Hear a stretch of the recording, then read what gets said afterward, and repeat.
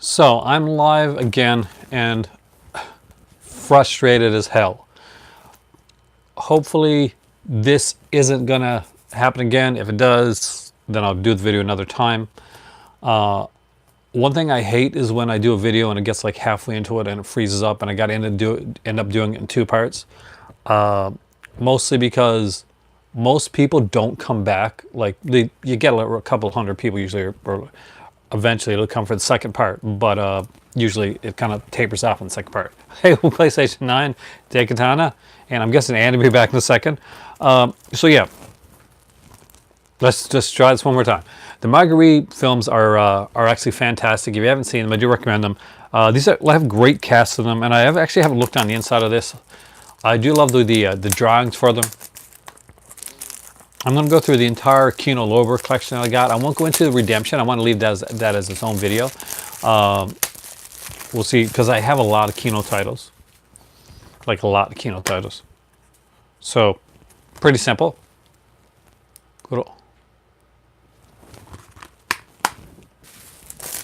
So, according to this, and I'm hoping it's wrong, it says absolutely no one is here. So, can somebody say something so that I know I'm actually talking to a room with people in it and not people over in the other room? And I'm going to just check to make sure that my top chat's on. Okay, perfect. Perfect, Tecton, thanks. This is Marguerite. Hey, Juan, welcome. I saw you like my tweet, actually. Thank you for that. I actually don't get a lot of likes on my tweets when I tweet out about this stuff, so I really appreciate that. And the St. Fiacre case. So anybody that does Twitter and likes or shares any of my stuff, I really appreciate that. It means a lot to me. I'm not a really great tweeter. I'm not savvy. Like, here's the thing, and it's weird because my actual job, what I used to do, what I'm good at, is social media.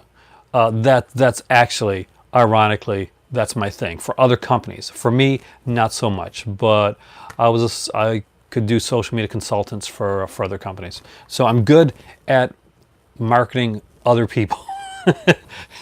But if you've never seen the Marguerite films, this is Marguerite right here. Much different, of course, than the Rowan Atkinson Marguerite, but again, it's the overall basic, the basic concept of the character. And if you've never seen it, I do recommend you, at least if you're not going to check out the old ones, which they are French, that maybe may not be some people's bag, some people's thing. I do recommend checking out the new ones that came out, the new Rowan Atkinson series, because it is freaking fantastic. So I'm going to go through my little bunch of DVDs first. Then we're going to go into Blu-ray, and what I want to do tonight is, if you guys see anything here, like always, that you're interested in, that you want to talk about, don't be quiet. Please feel free to actually interrupt me, ask questions, as always, and ask me, because I did over the last couple of nights, I did like basically my want videos. Like, okay, these are wants that I want in my collection. So as I was going through a lot of those videos, I was going through those two videos, basically going through a lot of companies. I'm going to do like a third one of those actually very soon with some more companies, because you guys came up with some great companies to spotlight in those want videos, and I'll be doing those upstairs, which seems to have good internet, But what I want to do now is I'm going over the companies that I do have and the stuff that I have right now, to kind of give you an idea of kind of not just the stuff that I like, but some things, some different companies, and I like weird eclectic stuff, and I want to show you how eclectic and weird some of those companies can get. I guess that's what I'm trying to get to in a roundabout way. So first off is 52 Pickup, Roy Schreider and Anne Margaret. This is a great film. Now, Arrow, I think, is probably the definitive edition of this. But if you're in North America and you want to grab this, this is a really, really good film. We got like a great cast in here, like Vanity's in this. John Glover plays a fantastic villain in this. Clarence Williams III, actually, he kind of steals the show in some parts of this video, which is in this movie. I really like this. It's based on an Elmer Leonard novel, and it's one that I do strongly recommend checking out. 52 pickup, fantastic neo-noir, kind of like murder mystery type of thing. And if you don't have it, definitely get it. I'm starting to think my chat thing is gone again, or but I hope it's not. So if you're chatting and you can't, and I don't see it, I do apologize. And oh, it's not. Okay, you guys are just super quiet tonight. Look, you guys are really quiet. You're freaking me out. You got. Is there something else going on? Did I pick a wrong time to do this video? Because we can do it later.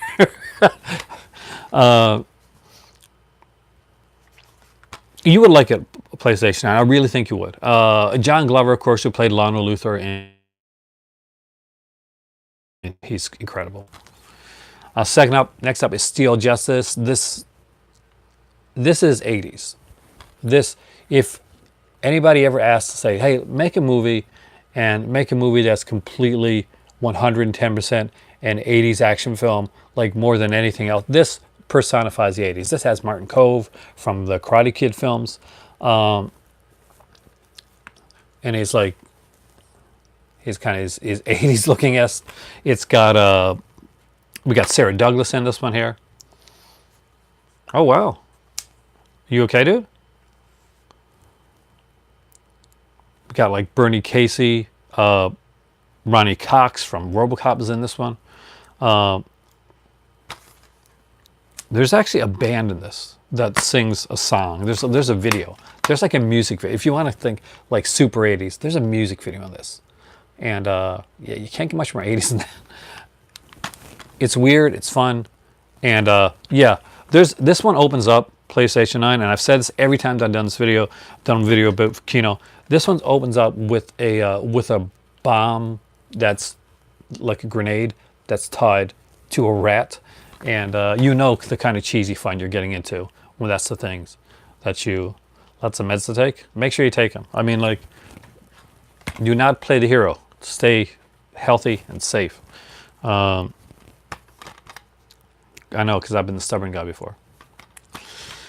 Right up next is Witness for the Prosecution. It's a classic. You know, I don't have to say a lot about this one. I'm guessing most of you guys have seen this one. Tyrone Powers and this, Marlene Dietrich, you know, great Charles Lawton.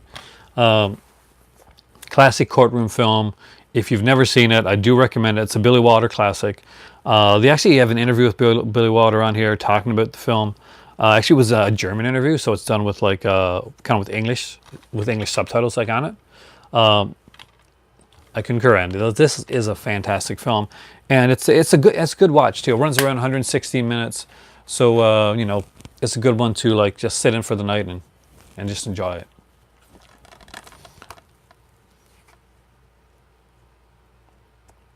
Oh, you didn't? I got to catch up on that.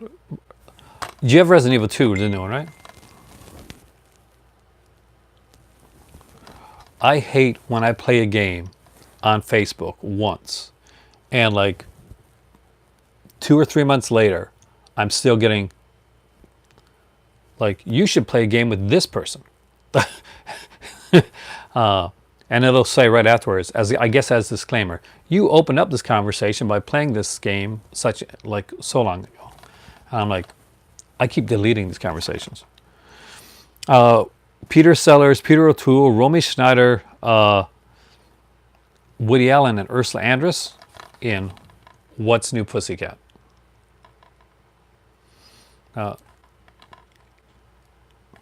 This has a kind of a Mad Magazine style cover, which would not surprise me if it was actually drawn by the Mad Magazine guy. You know who I'm talking about if you ever read Mad and you've seen like...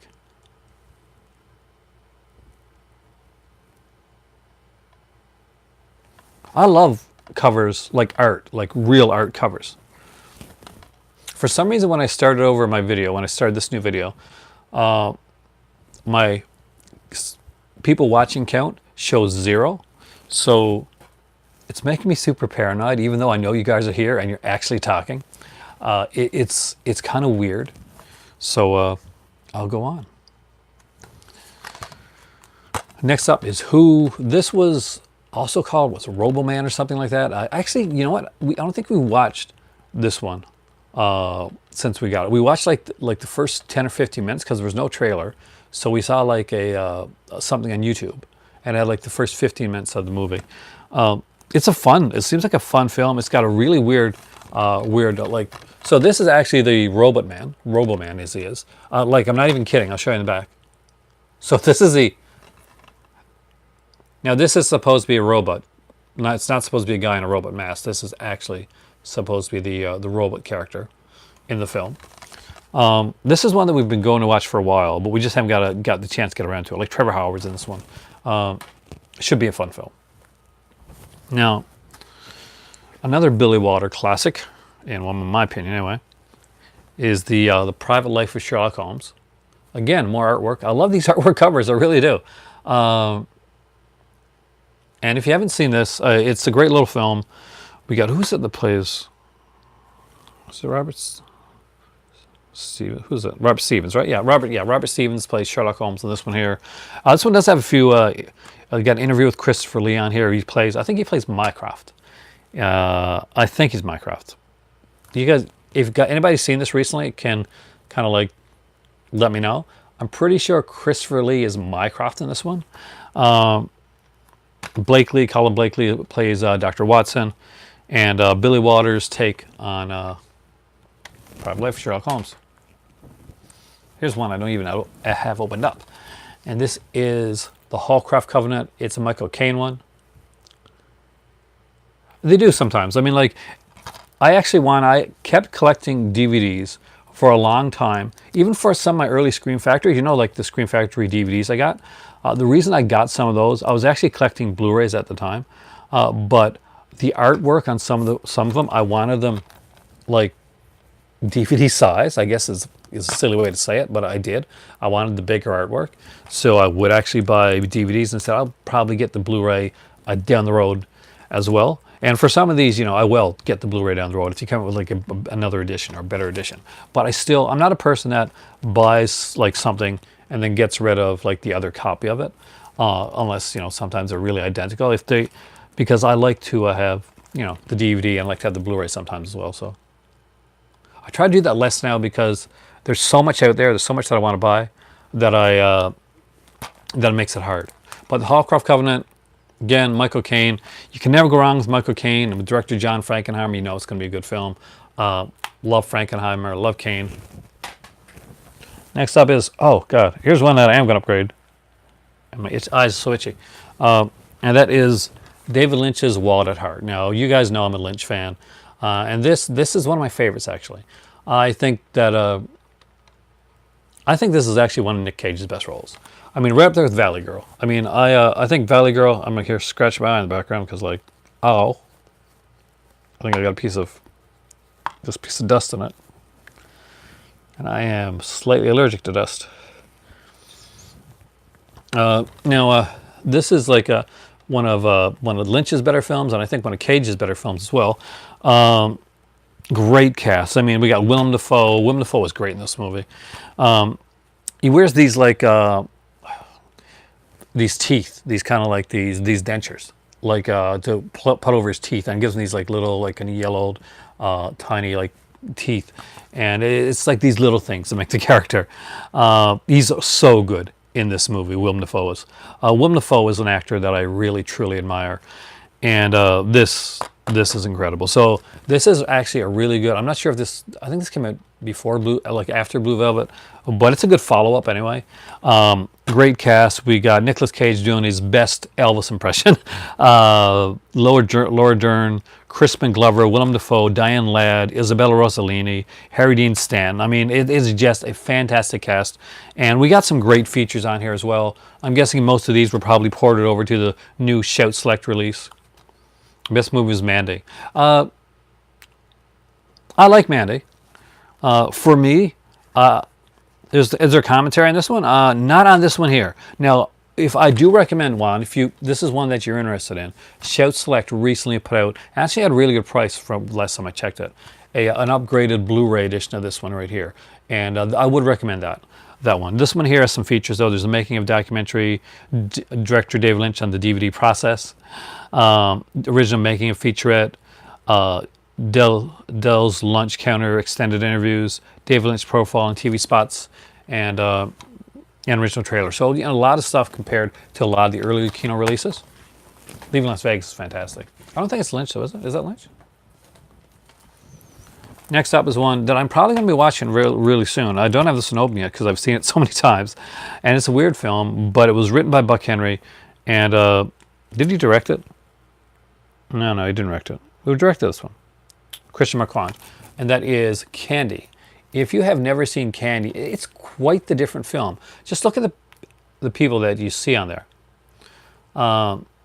So look at the cast. Like we got like Marlon Brando in this one, James Coburn, Walter Matthau, a Ringo Starr, a Richard Burton, and of course, Ua Allen as Candy, the gorgeous Candy.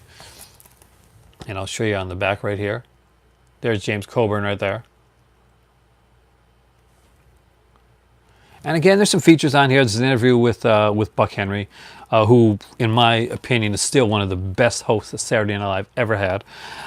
Interview with film critic and historian Kim Morgan. There's some radio spots, theatrical trailer.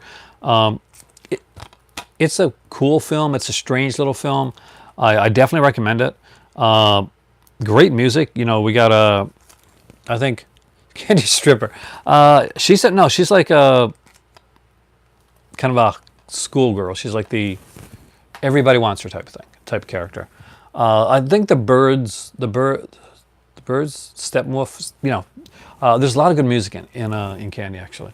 Not surprising from the era that it comes from.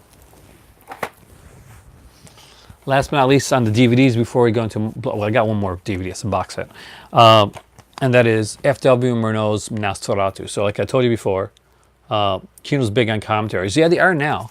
A problem with Rich is that before there wasn't a lot of Kino commentaries. Like a lot of the early Kino stuff was pretty bare bones. They've come a long way. I mean, a long way. They do some of the best sales out of any company now. They have a lot of massive sales. They used to be like really expensive. They'd have basically nothing on them.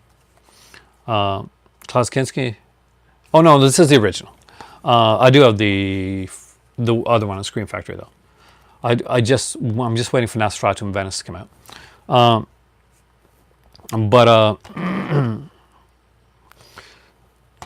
No, they've come like a major way. So this is like you're starting to see stuff come in here. So Kino, when I originally heard of Kino, I mostly knew them from like old films, so like silent films. I thought of Kino as a silent movie company and like an early movie company. I didn't think of them as like 80s and 60s and 70s stuff and the kind of stuff that they do now.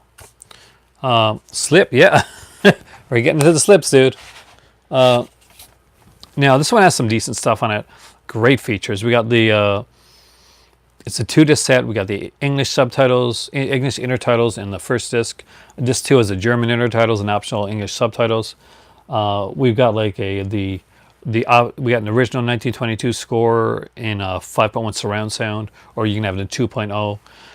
There's like the Language of Shadows 2007 52-minute documentary on Nosferatu and talking about F. Murnau's early career, which is really fun, especially if you've ever seen the movie with Willem Dafoe.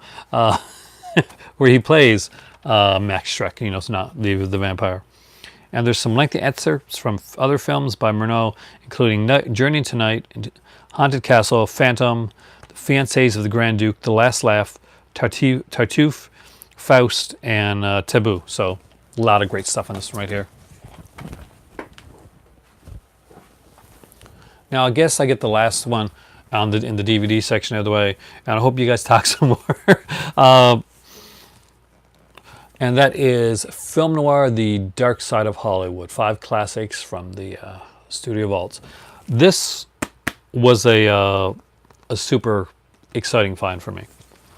I was at a record shop, and they had like a section in the back where they had like a lot of like old like movies and stuff like that, and a lot of it was like common stuff. And I just went through, and there was a couple Mill Creeks that I already had, like box sets, and then I came across this. And at first I thought it was one of those cheapies, those film noir, they had them back there, the BFI or or the Mill Creek, kind of like the kind of the cheaper sets that you can pick up. But I looked at it, I turned it around, and then I looked over like this, and I saw the Kino logo right here, and I knew I had a find on my hands. A super good find. And so we got Sudden Fear with Joan Crawford and Jack Palance.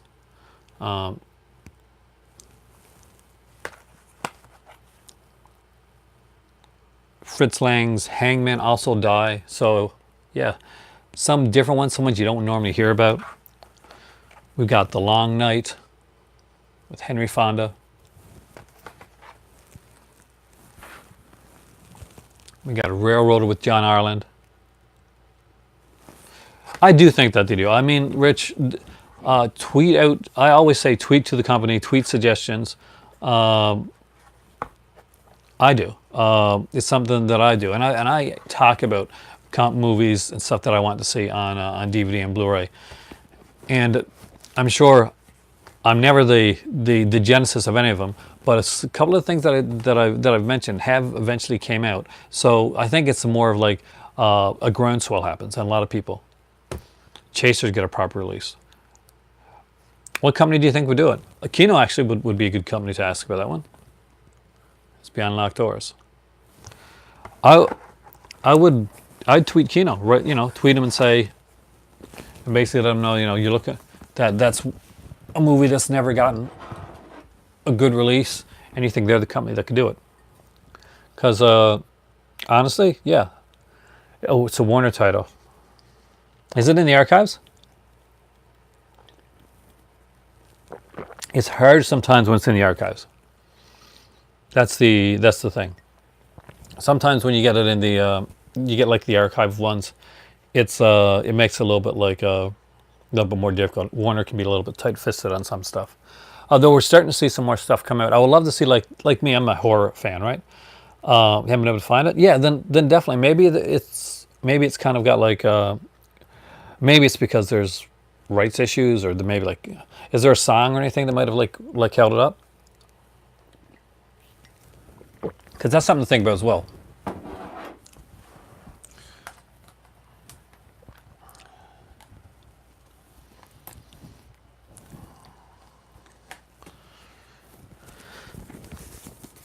But I would definitely tweet Kino, because it seems like the kind of Chasers is kind of something, seems like the style of film that they would put out. And it may just be the fact of, I wonder if anybody would want to see this movie. They may have, you know, they may hold the rights and we not know it. There may be people in acquisitions that are thinking about this movie, and you know, your tweet or some other tweets could like actually kind of like get it going. So it never hurts to try.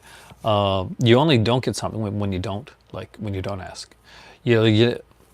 Asking never takes anything away. Film Noir, The Dark Side of Cinema. This is the Blu-ray. This is not the same like films at all. Just there's some great films here on Blu-ray, and I do mean it. I do think these are some great films. We got Witness to Murder with Barbara Stanwyck and George Sanders. This is really, really good. Even if you don't buy the set, this is one I do recommend grabbing on its own. I love this movie. I love Barbara Stanwyck. She's fantastic. Young Barbara Stanwyck's definitely on the doc list. Next is the Bullet for Joy with Edward G. Robinson. Of course, George Raft, the guy who turned down everything that made Humphrey Bogart famous. Next up is Big House USA, another really cool one with Broderick Crawford there and Ralph Meeker. This is one which one of these is a... Yeah, I love this one here. So this is Storm Fear, and this got Dan Duryea, and like I said in a previous video, anything Dan Duryea is worth picking up. And last but definitely not least is He Ran All the Way with Shelley Winters. Who do I feel puts it the best film noirs? Warner Archives. I mean, I can't deny Warner Archives when it comes to noir. I mean, like that, you know, these here, I do recommend. If you don't have this set, I recommend it like wholeheartedly. But if you're just getting started in noirs, and you can grab, like, say, if you don't mind DVDs, right? hold on. Where are they? Oh, Warner Archives is legit. When Warner Archives sends stuff, it's not a burn. It's they're pressed. So there's the big difference. It's that is Warner Archives press theirs rather than burn them. Early on, some of the MOD companies would burn, like same as you'd get like if you burnt something off like a download type of thing. And as people learned over the years, burning off of a computer, those things don't last. After all, those things, they don't, quality just isn't there. You're downloading it onto like an inferior DVD, basically it probably had like 150 DVD spindle or something like that. And those things like eventually they corrode much faster than a regular DVD will. That's why when you're looking at stuff like that, you want to make sure that the MOD is a press disc rather than like a burn on demand type of disc. And Warner Archives, I don't know if they started with burn on demand, but I know that everything that I've seen from them that I got from them recently is pressed. So if you don't mind taking a little excursion from the Kino for a minute, because you guys do seem to be interested a bit in the film noir. I got like 3 film noir boxes over there. I'm just going to grab them.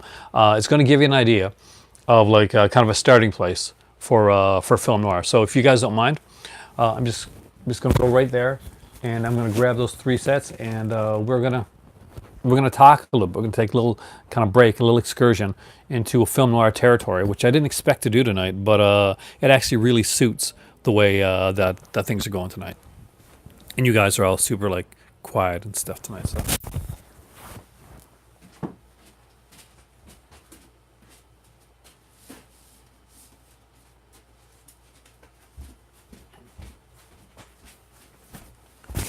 What I'm about to show you, if you've never collected or you don't have any film noir at all in your collection, and you see these 3 box sets that I'm about to show you right now, these are a great primer for a start into a larger film noir collection. I can promise you that if film noir is your bag at all, these movies, Out of the Past is fantastic. It's one of the best film noirs ever made. And it's one of the ones that I'm going to show here. These sets here, they will have you hooked. So these are the Film Noir Classic Collection sets. I've got 3 of them. I've got 1, 2, and 3, the first 3 volumes. So here we go. Great Robert Mitchum. As you can tell, Juan, that's from Out of the Past. And just to quickly go into what they are, so we got Out of the Past here with Robert Mitchum and Jane Greer. Like I said, one of the greatest film noirs ever made. Next up, you've got, again, Sterling Hayden, The Asphalt Jungle. Another fantastic one. And all these here, like if you've gotten this one, then you know there's like a commentary. This one I had a commentary with a film noir specialist. A lot of these do like have commentaries. Some of them have like introductions with, this one's an introduction with John Huston. Heavy hitters. We got like the setup here with Robert Ryan and Audrey Totter. Again, one of the great ones I love is Gun Crazy. So if you've never seen Gun Crazy, a really, really good one. Strongly recommend it. Highly recommend that. And Dick Powell and Claire Trevor in Murder My Sweet. Again, so this here is a solid set. You know, commentaries on almost every one of these films. I think there's commentaries on every one of these films, actually. Yeah, there's a commentary on every one of these films. Andy, this is my baby. This is my babies here, actually. I love these sets. Next up is Volume 2. And again, like it's still really high quality stuff. And you're going to get into some of my favorites right now, actually. And this is Volume 2 of the Film Noir Collection. Now, this set here is this is the Film Noir Classic Collection set. They were put up by Warner Archives. I'm not quite sure if they're still available. If they are, definitely look into them. If not, almost every one of these were put out on Blu-ray singularly, like on their own. So you may be able to get them through Warner Archives there as well, or just your local Amazon. So, but I'm just going to go over through that because if you can't get the box sets and you can get the single films, I'm going to go through a few of these here, so that way, this is literally a primer of like if you're going to collect film noir, these are ones to get. Hands down, if you don't have or if you've never seen Lawrence Tierney and Claire Trevor in Born to Kill, it definitely deserves to be seen. It is a star-making film for Lawrence Tierney. He is just fantastic in this movie, and it's a shame, you know, they had some demons and, you know, stuff behind the scenes, because he is such a good actor. And people remember him now for things like Seinfeld and, of course, Reservoir Dogs. But Lawrence Tierney, like even back in the day, like just as a young man, was a super scary dude, and he plays this role so well. It fits him to a T. This was meant to make him a star, and in my eyes, like we see a star born on the screen with Born to Kill. He does that good of a job in the film. There's a commentary on this one as well with Eddie Muller, who does some great commentaries, and yeah, we have some like interviews there with Robert Wise as well, who directed this film. Next up is another Robert Mitchum, Robert Young, and Robert Ryan. We have the three Roberts here in Crossfire. TCM. I like a lot. All these are on TCM. Well, these are Warner Archives. These are probably through Warner Archives. But if you can find, a lot of the Warner Archives are on TCM. So there's a good place to get them. If you live in the U.S., TCM has a website, and you can actually buy the Warner Archives from there. Next up is the one that most people would remember Lawrence Tierney from, and that is Dillinger. He does a great job in this one as well. Tierney was like custom made for film noir. He's just, you know, film noir gangster style films. That's him. That's the kind of stuff he does. Next up is another great Barbara Stanwyck one with Marilyn Monroe in it, nonetheless, and that is Clash by Night. So definitely one to check out. We got Paul Douglas and Robert Ryan. Robert Ryan was kind of one of those kind of stalwarts in a lot of the film noir sets. And of course, my favorite film noir, right up there with Out of the Past, is The Narrow Margin. I just really love this movie.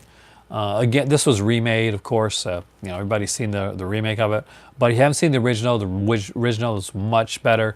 And what's really good about this one here, and make sure it's on there when you get it. This got a fantastic William Friedkin commentary. I actually watched this movie, was so impressed with it. I turned it on, rewatched it again with William Friedkin commentary, and I just like love William Friedkin's commentaries. He does a great job in this, and if you've never seen The Narrow Margin, strongly recommend it. I got one more of the film noir box sets, and we'll get back to the Kinos, I promise. Although you guys are pretty quiet with Kino, so maybe I chose the wrong company, I'm not sure. But Film Noir Classic Collection Volume 3. We got some more great stuff here. What's really good about this one, if you can get this one early on, is it comes with this. And this is a documentary called Film Noir Bringing Darkness to Light.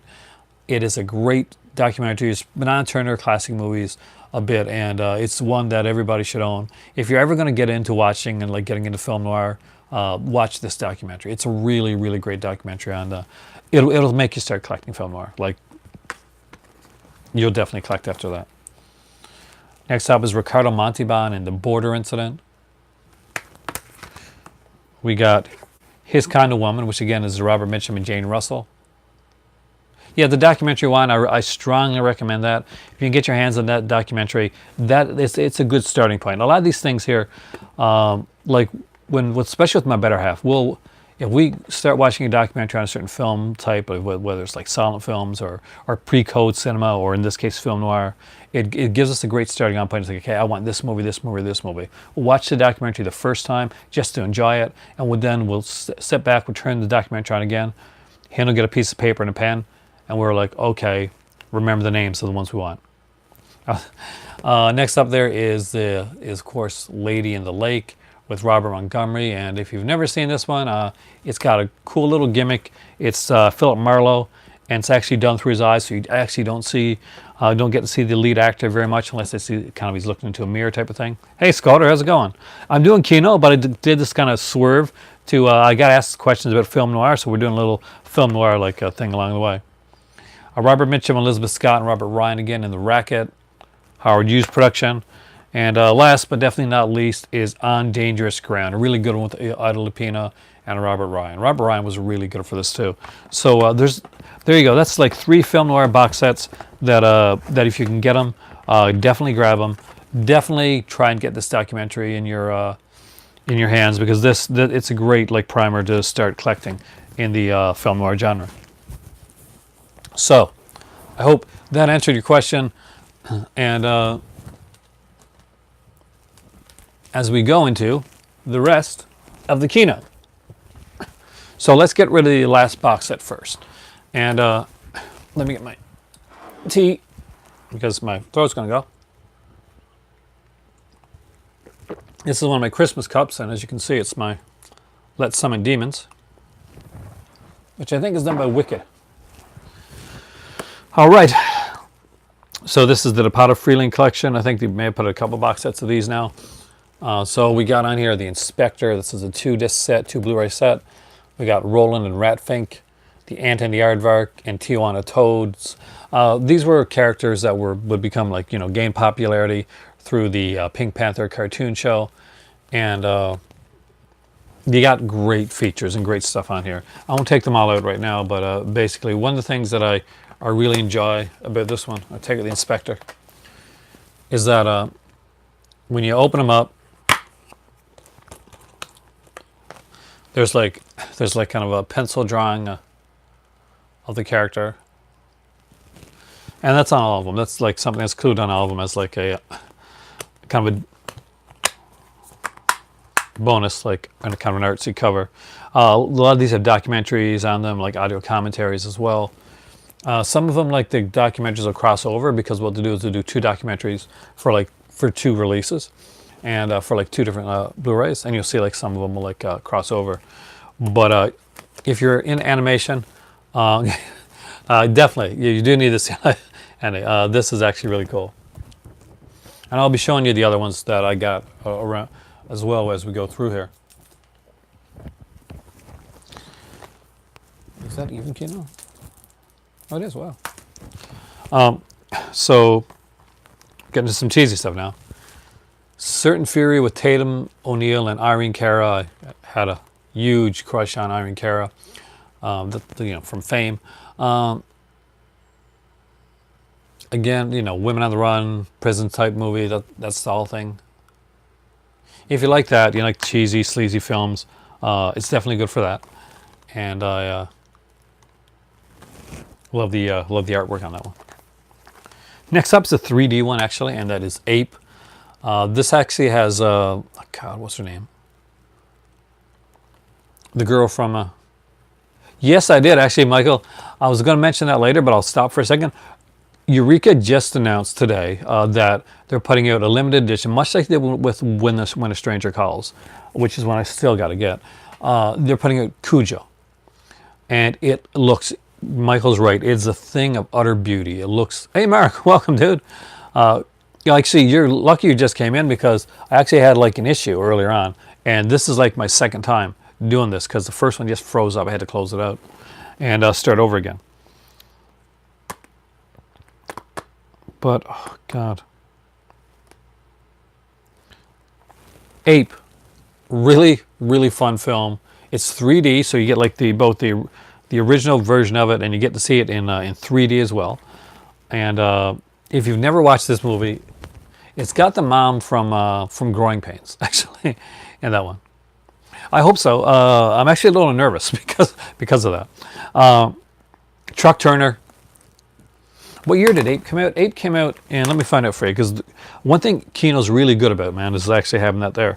In 1976. So that actually has a commentary on it with Chris Alexander and historian Hilary Hess.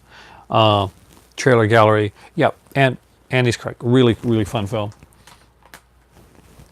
Next up is one of my favorite, like, underrated blaxploitation films, and it's like Truck Turner. It's got like Isaac Hayes, Yaphet Kotto's in this one as well. It's a really good one, and I'm surprised like more people don't talk about this one. But it's like they said, so he sang the song for Shaft. Let's go to actually do his own, and it's really good. It's a really good blaxploitation film. It's like fun. It's kind of lighthearted. It's action filled. He's got like this cat. There's like a audio commentary by director Jonathan Kaplan, and here's a throwback to Brian and Just to This and Pure Cinema. Actually, there's actually a Q&A here that was done with the director and the stuntman Bob Miner, and it's hosted by Joe Dante. So there's a featurette you want, guys. That was done at the New Beverly Cinema, and if you listen, my favorite for 4K restoration, I don't know, for 4K restoration right now. I love Vinegar Syndrome stuff. I think they got great restoration. They do a lot of 2K restoration. Recently, the 4K restoration for like a lot of the those Blue Undergrounds, those were really good. But Vinegar Syndrome was kind of like really near and dear to my heart. I don't think I've seen a lot of 4K restoration from like Scream Factory. I just don't own a lot of them, so I can't really talk on them yet. But I'm a Vincent guy. Vinegar bleeds through my veins. But yeah. But yeah, it's a great question, and maybe I gotta look into that. I'll look into it more. Okay, I promise you. But Truck Turner, if you don't have this one, guys, pick this one up. If you like blaxploitation, this is like missing in your blaxploitation collection, Mr. Vincent. Actually, that's it. You know, I may change my Twitter handle. That'd be different. Next up is The Party by Peter Sellers.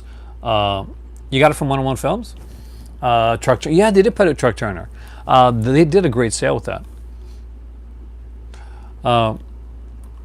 Actually, that's a good idea. Mr. Vincent is a good idea for me. One of these days, Vinegar Syndrome will notice that I'm alive and pimping their movies very well, actually. The Party, one of the great Peter Sellers films. Yeah, that's a classic, Andy. This is an amazing film. If you've never seen it, like go in blind, watch it. I should get royalties. Or they can send me some movies or a T-shirt. I'll be glad with a Vinegar Syndrome T-shirt or hoodie, something like that. Movies would be better, but I would like The Party you got from Eureka. Like, that's the thing. So many different companies. I've never actually gotten into like getting like the free movies or anything like that, unless like. Usually, if I get a free film that's sent to me by a friend, it's never sent me by directly from a company. But I work hard every day to try and see them maybe one day. Avenging Force, Michael Dudikoff, brutal film, great film. This is a sequel to actually maybe a prequel. We're gonna go with sequel anyway, even though he's younger. So. The character that he plays in this movie is originally played by Chuck Norris in Invasion USA. So it's the same character. Being There was a fantastic film. But I like The Party because I like the type. See, it's harder, Rich, when you're in Canada. A lot of the YouTubers that get stuff, that do stuff like that have like a, because there are some YouTubers that do. They have more of a larger base sometimes. Sometimes they don't actually. Sometimes it's just the fact that they may have a website that they're writing on as well. And a website tends for some people to lend a certain aspect of credibility that, hey, I'm on YouTube, may not quite get. And some other, some places are with an aggregate site where basically, like, and good or bad, like, I guess with that company, with the Nostalgia Critic one used to be, that type of thing. Me, I'm just a guy on my own, so it makes it a little bit harder for me. And I'll be honest with you, I really don't know how to approach a company about that. It's that Canadian in me. Yeah, it is. It's a sequel to Invasion USA. It's the same character. This is the Chuck Norris character. Tracy's free movies for store credit. See, I wouldn't be able to do it. There's actually, Mark, right now, AGFA, it's not a new company. AGFA Films, which are newer to me because I didn't have a lot of their stuff, but played by a different guy, played by Michael Dudikoff, is a company that I'm looking at. I'm starting to relook at Blue Underground again. It's been a long time since I've really been into their stuff. And MVD Rewind for sure. MVD Rewind. Vestron Video is a little expensive, but I would love to get more of their stuff. But MVD Rewind is really on my radar. Criterion's always been on the radar, though. It's basically I think the question was basically companies that I'm kind of looking into now. So let me do a whole video on that actually. Because that actually is a really good question. Because I did say this year is going to be my year looking into a lot of newer companies. That's why you've seen so many different companies. You've seen me like take stuff out like unearthed movies, like you know, do more on Severance, stuff like that. Yeah, smaller companies. That's a good thing. I should probably look into some of the smaller companies that are out there. And to be completely honest with you, I really wouldn't know how to even like approach that. Some people like just they're very savvy with that type of stuff. That's not me, I guess.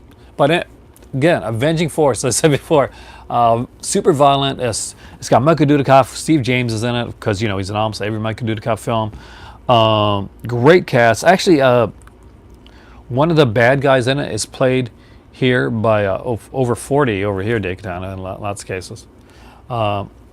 Is played by Kane Hodder. You'll know him when you see it.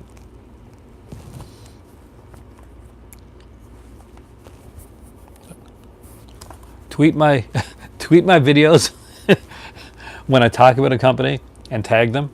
I try to do that.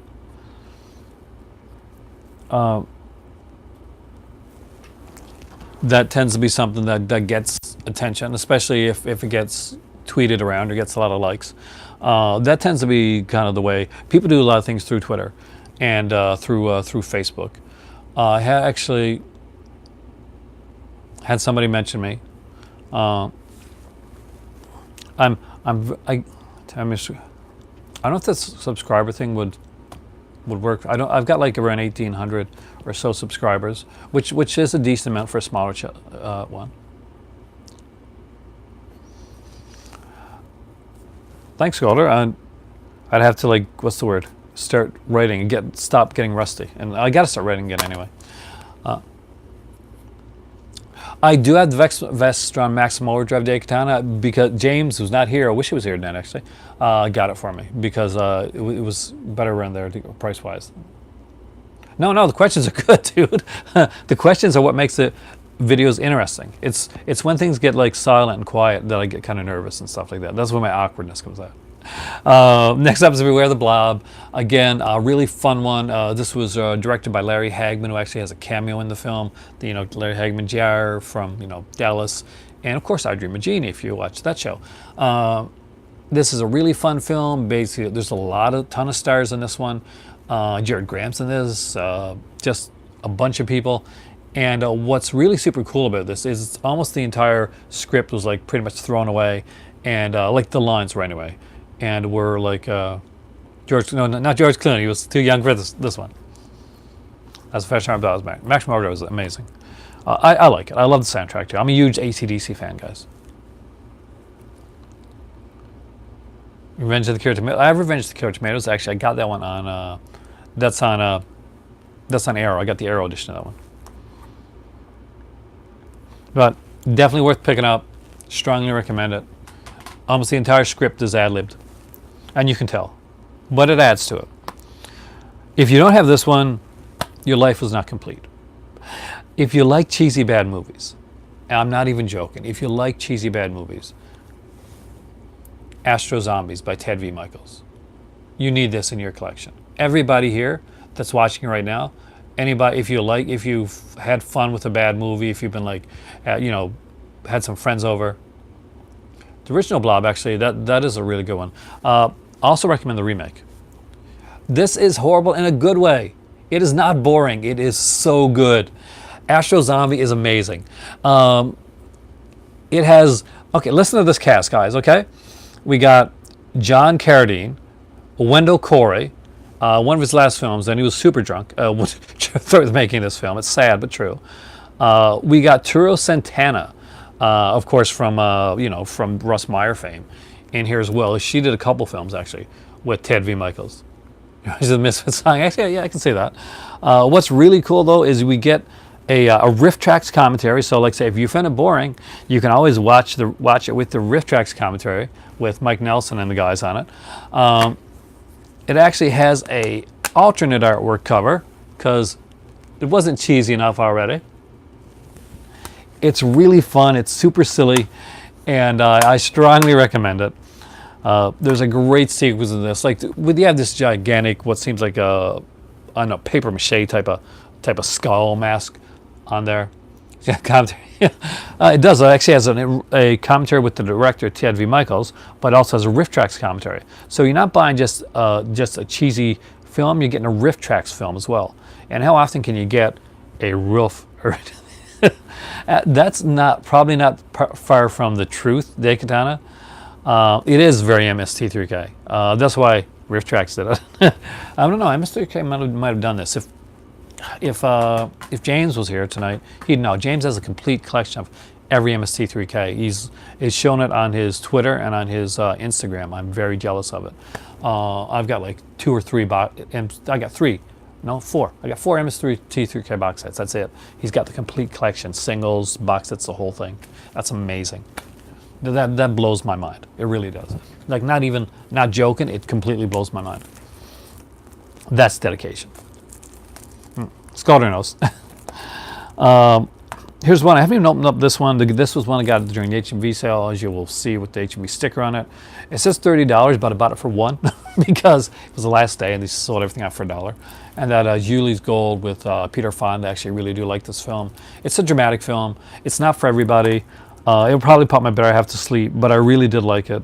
Not a lot of features on it, just some sound bites, stuff like that. But good movie for $1 for sure. I would like to see that actually. The guys that did the Killer Clown film, the original, are really, really cool. And I got them on Facebook, I think.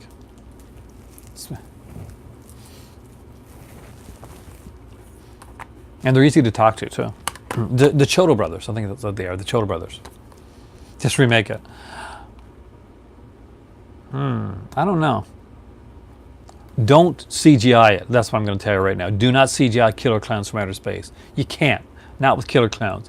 You got to get into practical effects, because the joy of the Chodo Brothers effects is what makes Killer Clowns from Outer Space so extra special. It could be a regular kind of just fun, cheesy little film, but the Chodo Brother effects are paramount in making that thing work.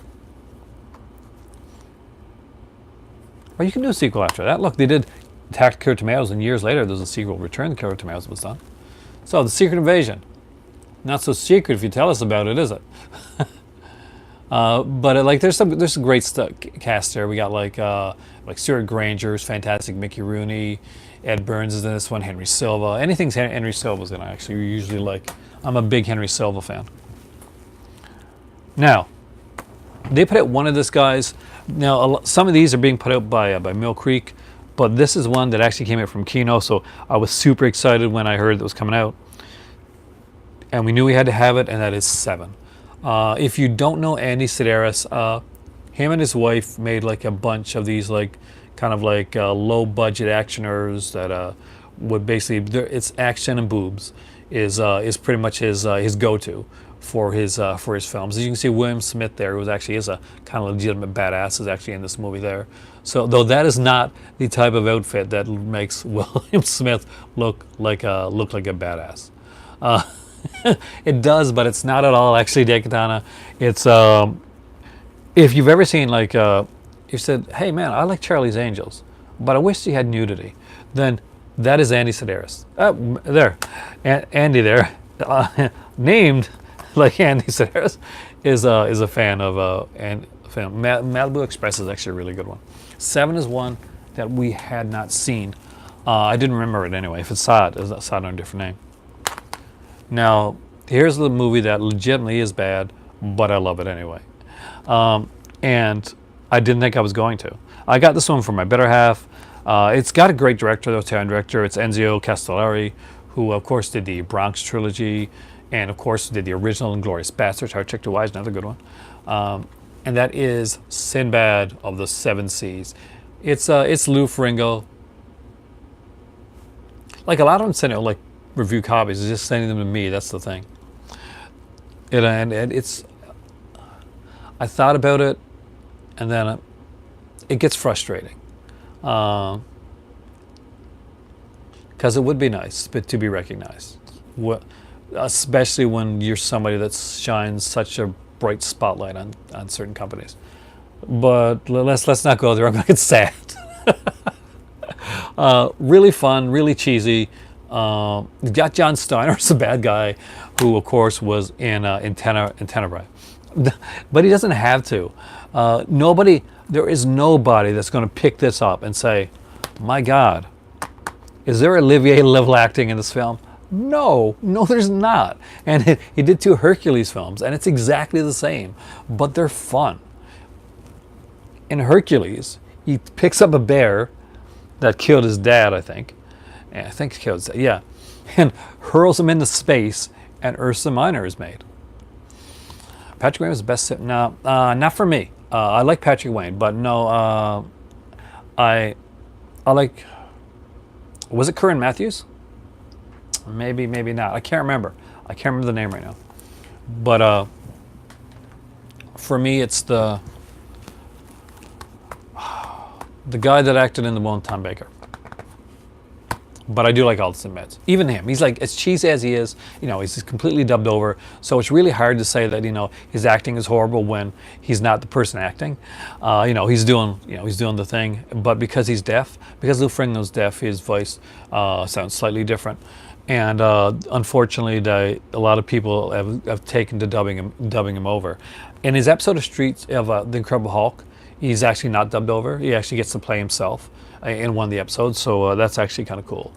But he might be a really good actor. That's the thing, and he definitely has a lot of sincerity to him. Trouble Man, they call him Mr. T. Really, no, this is seriously. Before Mr. T, there was this Mr. T in Trouble Man. Again, I like this movie a lot. It's a really cool blaxploitation one.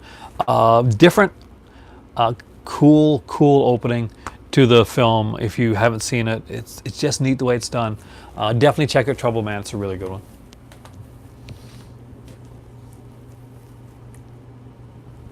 When you asked me the other day, what company do I have a lot of? One of those companies, Kino. We're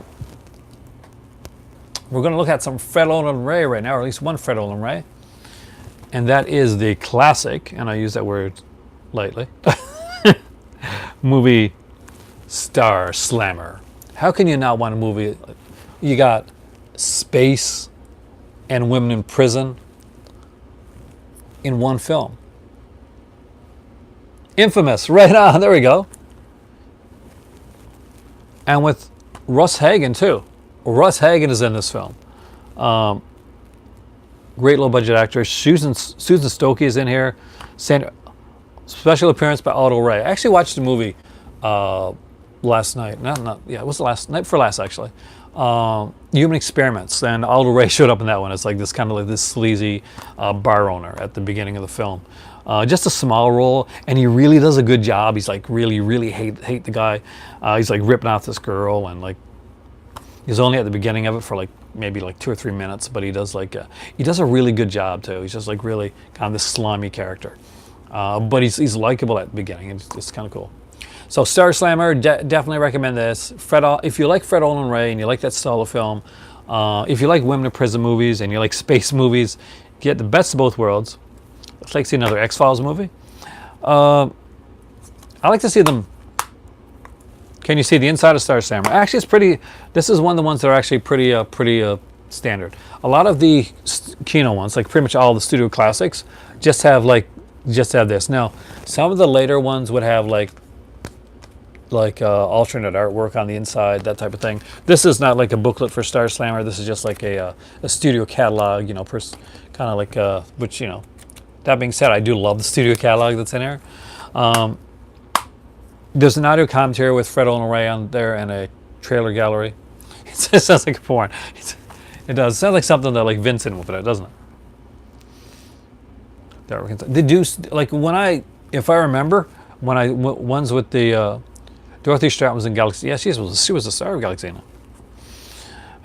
Dorothy Stratton was the Sandman. I haven't seen it yet. My better half, I think she saw it. She thought it was okay, but I haven't seen it yet. So I've got so many older movies to watch, Mark, that I don't get a chance to watch as many newer ones. And when I do, they tend to be kind of the horror variety, or maybe if it's like one of those event movies that I want to see. But it's something that I know that trailer-wise looked interesting. Next up is one that has a lot of features and also has Russ Hagen. No, I'm just joking. It has Molly Hagen. And that is like Code of Silence with Chuck Norris.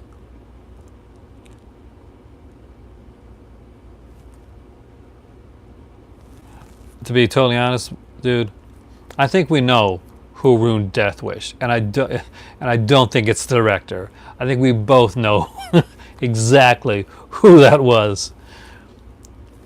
If you're talking about the new Death Wish, we know. You almost spot this one. This is a really good one, Juan. Code of Silence is actually one of my favorite Chuck Norris films. Very good. As you know, like I said earlier, I'll buy anything with Henry Silva in it, and Henry Silva is like kind of the main baddie in this film right here. Good film. Molly Hagan is in this one as well. I'm a Dallas fan from back then. Dallas, the TV show, used to come on when I was younger, and I remember the very last episode actually when it ended. And the girl, one of the leads in this, Molly Hagan, actually played. Nobody's gonna know this if you've never seen Dallas before. Played Miss Ellie in the miniseries Dallas: The Early Years. That's kind of where I knew her from. The original Death Wish franchise is awesome, especially the first couple. But the new Death Wish movie, it's a movie. It's it's not Death Wish. It's an action movie. It's a Bruce Willis movie, and that's the thing. Is this the one you're talking about the serial killer? Oh no, the one you're thinking about, I guess we're talking about the serial killer, is Silent Rage. Silent Rage is a really good one. Actually, it's a great. It's pretty much Halloween, meets Chuck Norris. That's what Silent Rage is. This one here, basically, Code of Silence, pretty much means exactly what it is. You don't tell on another cop that makes a mistake, you accidentally kill somebody. You got a Code of Silence, and Chuck Norris. He's a straight by the book, like straight arrow type guy, and yeah, it's been a while, but I really like it. Double feature with Stone Killer. That's actually a really good one to double feature with. Next up is Adventures of Captain Marvel. If you think you've seen like. If you thought, well, man, Batman is pretty brutal, or, The Dark Knight, he's pretty intense. No, nothing is as intense or as brutal as Tom Tyler's Captain Marvel. I'm not joking. In the first, this is like a 12-chapter serial, right? So, Here and Terror is really good too. There's a different commentary from a different person on each chapter, dealing with different aspects of like the film, the comics, all the type of stuff. Really good commentaries. But what's really cool is this guy here. He literally he kills people with no abandon. There's some bad guys up pretty much up in the mountains. He jumps up like they're attacking this area. So he jumps up. No, that's a different Captain Marvel. You're thinking of the Captain Marvel from Marvel Comics. They're two completely different characters. This is the DC Captain Marvel, now called Shazam, because of rights issues. It was originally Fawcett. Yes, this is the same character. Not a dumb question at all. This is the same character from the Shazam movie, not the Captain Marvel movie, because here's the thing. Captain Marvel was originally a character of Fawcett Comics, and what he would say in order to turn into Captain Marvel was Shazam. Now, Marvel Comics had their own Captain Marvel, which was trademarked, and so, which was first a guy and then will become a girl, because the original Marvel Captain Marvel, he died of a cancer, and then there's a female Captain Marvel, and she's by far and large the most popular character that ever, the moniker that ever took Captain Marvel. Oh, have a good night there. Andy, thank you so much for coming in, dude. And check out the rest of the video if you can later on. You can tweet it. So this Captain Marvel here, so you guys don't get confused, is actually Shazam. There was a lawsuit from Marvel Comics back in the day, so they had to you couldn't use the Captain Marvel moniker anymore. They had to call him Shazam. So if you're wondering if this character here looks kind of like that new Shazam movie, yes, it does. This is a very different character, though. You can see him on the back right there. He picks up a gun out of a turret, right? And he starts shooting to death these. I gotta wait. The humor of it could be really good. It's just a different style from DC. And he starts shooting. He starts shooting them like crazy. No, there's no humor in this one though. He throws people off of like bridges. He throws people off of buildings, at windows. He kills people. Like he's vicious. He's super vicious. Definitely check it out. Now I think some of these are playing. We're playing at the New Beverly, which unfortunately I can't get to. Because they're doing like a Burt Reynolds like thing there right now. So there's White Lightning, which I think played there. Really, really good Burt Reynolds film. Early stuff. It's before it became like the Burt Reynolds kind of persona that we get like in the 80s. Much darker than I thought it was going to be. Well done. I love this cover too, by the way. And this is pre-Stash Burt. Great film, great cast. We got like Ned Beatty's in this one, Bo Hopkins. Is Jerry reading this one or the second one? Yeah, no, Diane Ladd is in this one. Hey, Boredom Strikes, how's it going, man? And Eric, hey. Gator, that's the next one, dude. Gator's a sequel to this one, and as you can see by now, he's got the stash. Again, we got Lauren Hutton in this one here. Jack West and Jerry Reed's in it. Love this movie. What's really cool about this is if you buy these two releases together, there's actually a two-part featurette called Burt Reynolds Back to the Bayou. And there's part one is on the first movie and part two is on the second one. And normally that's something that like kind of peeves me when they like put a featurette over two films. But these films are sequels to one another. They go together. You really should not have one without owning the other. They are two great films, and they are some of my favorite Burt Reynolds films out there. And that includes The Smoking Bandits and all that stuff. I like this style Burt Reynolds. The early stuff that he did was just fantastic. Next up is one from another one of my favorite action actors, and that is Charles Bronson, a guy who got really into the action, I guess, kind of later in his years. Now, this one here was directed by Peter Hunt, and he's in Wishlist, right on. One thing I don't know if I showed you guys or not. I should probably, because you mentioned like the Captain Marvel, Shazam, so, has a booklet, and it also comes with reversible artwork. That's the bad guy from Captain Marvel. So I thought you guys would like to see that, because some of them actually do have reversible art, and when they have them, I'm going to try and remember to show them to you. Next up is Assassination. I remembered one. So Assassination is a good one. It stars him with his wife Jill Arlen there. Great one. I enjoy anything. I'm really kind of like their sales are so addictive. Boredom Strikes. That's a problem. Both me and Hind, my better half, she loves Kino too. She's very like pro Kino. Like I'm making this video tonight because if you just came in here, because she was on Amazon, she saw that the two margaritas from Kino were on sale for like $20 each, and she grabbed them. Yeah, he did. Well, he did, but he did because he was suave and very like sophisticated. And anyway, he's Charles Bronson. He can do that. This one was remade, actually. I don't think I've ever seen the remake. Yeah, every time. Kino sales and Vincent sales are the two companies I think we spend the most on when they're sales. When they have good sales, like Vincent has one usually around twice a year. Kino has them like regularly, but they have like some big sales around like 3 to 4 times a year. And we always try and like grab as many as possible. Extremely good quality. That's the thing, and they've only gotten better over the years. Like they were known for like doing really good quality, like silent films and stuff like that, like early on. But they've really upped their game.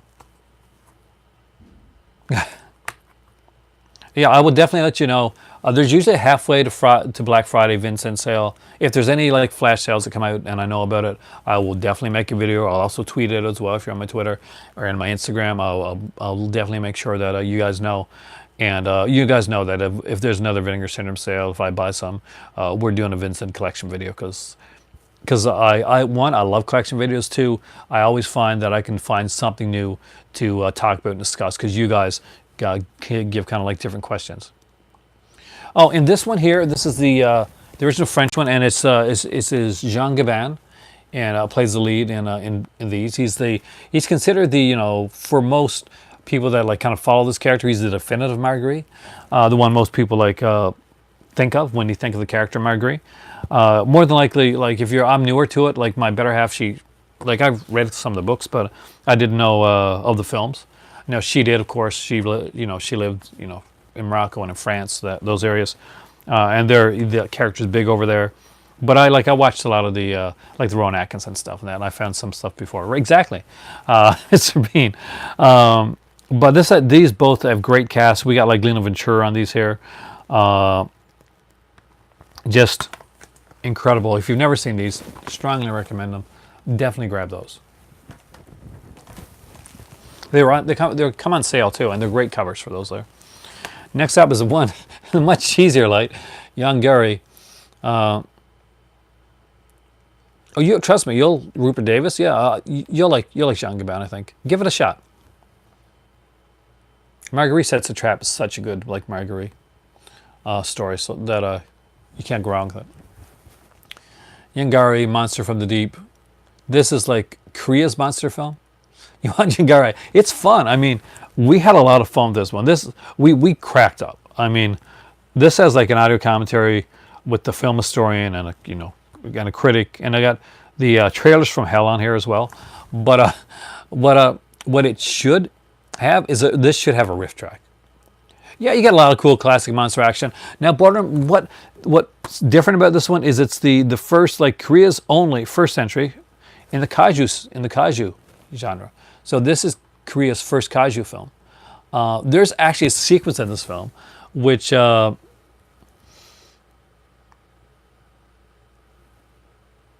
is super silly. He kind of gets high. I'm not joking. The monster kind of gets high, and a little boy, which we usually call a Kenny character, dances, and the monster dances.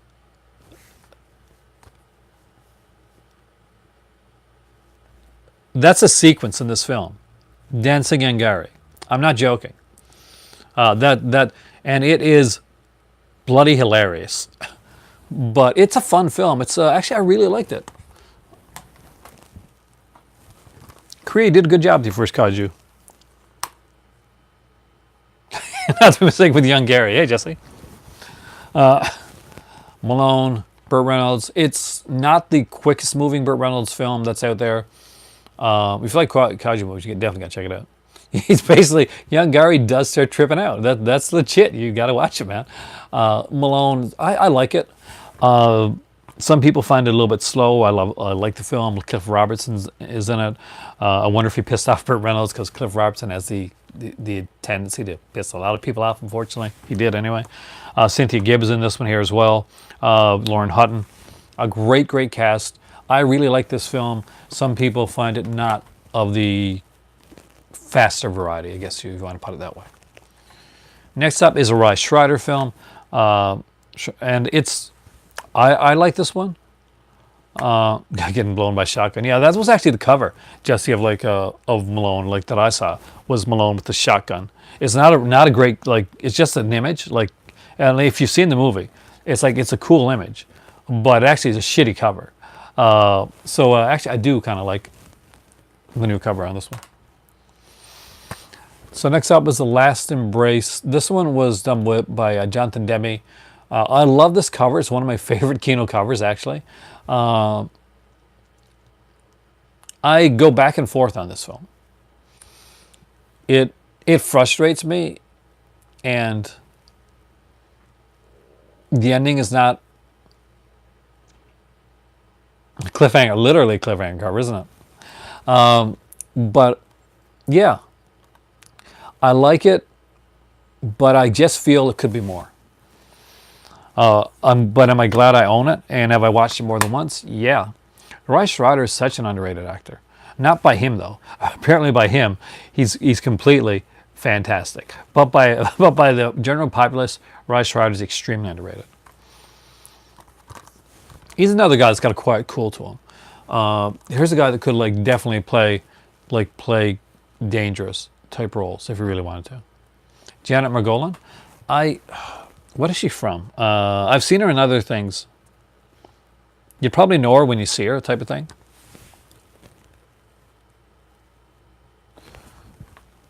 It's a different film, but I enjoy it. Blue Thunder, there you go. There's a good Rush Rider film. Jaws, there's a great Rush Rider film. This one's kind of fun. It's a light film. Sometimes it's good to have films that you can just put on, just sit back and watch, have your tea or crack open beer or something like that and sit back and watch it. And that's Harry in Your Pocket. James Coburn. We got Trish Van, what's her name? DeVere in this one? Yeah. God, it's right on the cover. I'm sorry. I should look better. Water Pigeons there. See, now I can see the names on the cover. Milko Sarazan. See, you got to understand, it's like backwards for me too. So when you guys see this and it like flips, looks backwards, it also looks backwards for me. So that's my excuse. 7-Ups. Actually, this is a kind of a cool one. This is done by Bruce Geller, and he did Mission Impossible. I think this might have been his only film. Nice booty. Yeah, very much so. Let's get some more of it here. Because don't think I'm like finished with the Kino. No, not close. Next up here, we got FX. Oh, really? That's kind of cool because if it's the right way on your end, that's awesome. Yeah, people used to complain when I used to make my videos that the thing was turned in the wrong direction. And I'd be like, I have to be able to see what's written on the screen. That's the reason. But FX is one of my favorites. I saw this in theater back in 1986, right? Yeah, 86. I love the fact some companies have like the year and all that down in like tiny letters or so where you can't find it. Oh, nice. But Kino does a really good job. See, look right there. You don't have the wonder. Is the movie in color? Yes. How long is the movie? What year did the movie come out? It's all there. We got like special features on here, interview with the director. I love this movie. I don't have FX2, which is actually really good as well. Boredom Strikes, that's the one that I do need to get. 101 Films put them out together in a pack for both of them, but I've already got the one by Kino, so I got to buy the other one from here. But I got to look at the cover of 101s. I might have to buy theirs as well, actually. I know, it's super cheesy, but sometimes just an extra cover. Now, here's a really good film. It's hard to explain. It's kind of it's a chase film. It's a horror film. It's an action film. It's a bit of a comedy film. It's Highway to Hell. Oh, FX is really good, and actually the TV series isn't bad either. Wolf. I got both seasons of that as well, so it's only part 2 I'm missing. Definitely, Jesse, FX is worth checking out. It's a really cool one. Now, Highway to Hell here, if you guys have not seen this one, I do recommend it. Now, this guy right here, I know he looks like Deadpool. Now, this is actually C.J. Graham. And if that name kind of rings a bell and you're not quite sure who C.J. Graham is, he was Jason Voorhees. Oh, yeah, actually ran for 2 seasons, Boredom Strikes. It ran for 2 seasons. It was like, I think it was shot in either Toronto or Vancouver. It's a Canadian show. And actually pretty good. Yeah, this is the part 6. Jason Lives Jason. The actor, anyway. It's the actor that played Jason in part 6. C.J. Graham. This has a great cast, by the way. We got like Patrick Bergin in this one here. Chad Lowe is the star of this film. Christy Swanson is his girlfriend who he's trying to get. Christy Swanson, the original Buffy. Richard Farnsworth, fantastic actor on this one. C.J. Graham's amazing as Jason. He's amazing in this role too. He plays what's his name here again? Sergeant Bedlam. Great special effects. Actually, Ben Stiller and his sister and his mom and his dad are all in this film as well. We also have like Gilbert Godfrey as Hitler. I'm not joking, because basically, premise of this movie, it's really hard for. I can see why this movie may not have done as well early on, because it's really hard. It's like Big Trouble in Little China, or films of that ilk. Basically, it's really hard to pigeonhole it as in one genre. He's told by Richard Farnsworth not to go down this road. He goes down it anyway with his girlfriend. They're running away. They're going to get married, type of thing. I think they're underage. Like they're young and they're trying to be rebels. They meet up with this cop that turns out to be this cop from hell, and he takes her. We find out that he originally took Richard Farnsworth's girlfriend years ago, and Richard Farnsworth tried to get him back, but couldn't. But he goes into hell to bring his girlfriend back. There's a time limit to get out. It's a really cool film. Lots of action. Lots of people that would later become celebrities. Great music. Great film. If you've never checked it out, Highway to Hell, strongly recommend it.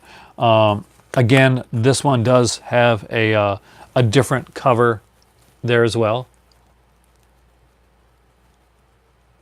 Brother Theodore.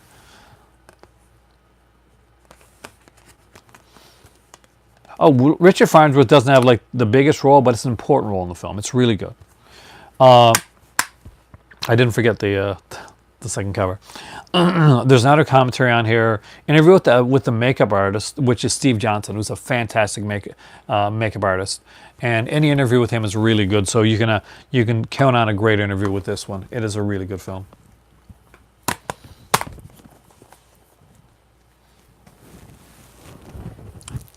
First Brothers, not quite.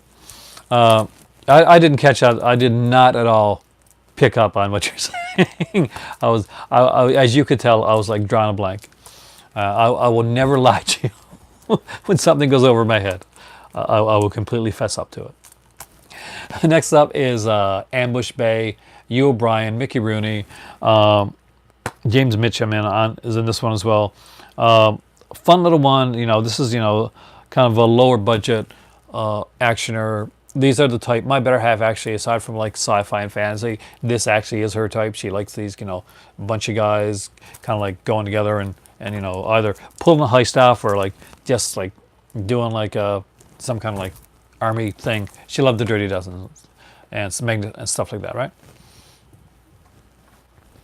Here is, and the cover does not show. This is not the best cover.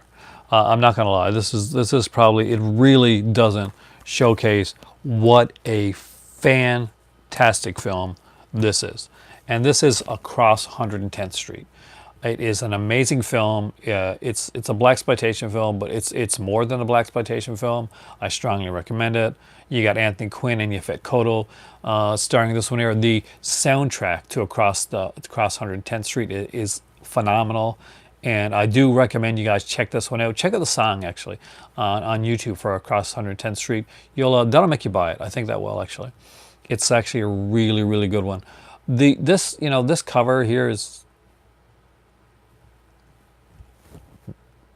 man. For me, this cover is kind of meh. Yeah, it's a sucky cover for such a good movie. When you got things coming out there, even this one, this is a much more lower budget movie, right? You like the cover? I don't know, man. I like the artwork covers. I know what they're going for with this, but if you've seen the movie, okay. But this is not going to draw somebody in, I don't think, in my personal opinion, if they've never seen the movie before and they pick this up. 9/10 out of 10, unless they know the movie or know anything about it, they're going to put it down. So yeah, I prefer the drawn art covers, the ones that really kind of attract your attention. Because this one I'm about to share right now. Now this movie is a fun little film. I wouldn't say it's as good as 110th Street. Making money unity. Sam Whiskey. Cheesy, fun little Burt Reynolds film with Clint Walker and the name's right. Ozzie Davis, and of course the beautiful Angie Dickinson's in there as well. And again, a fun, you know, cheesy comedic western there. I enjoyed it. Is fact, but see, look at this. See right here, this one right here.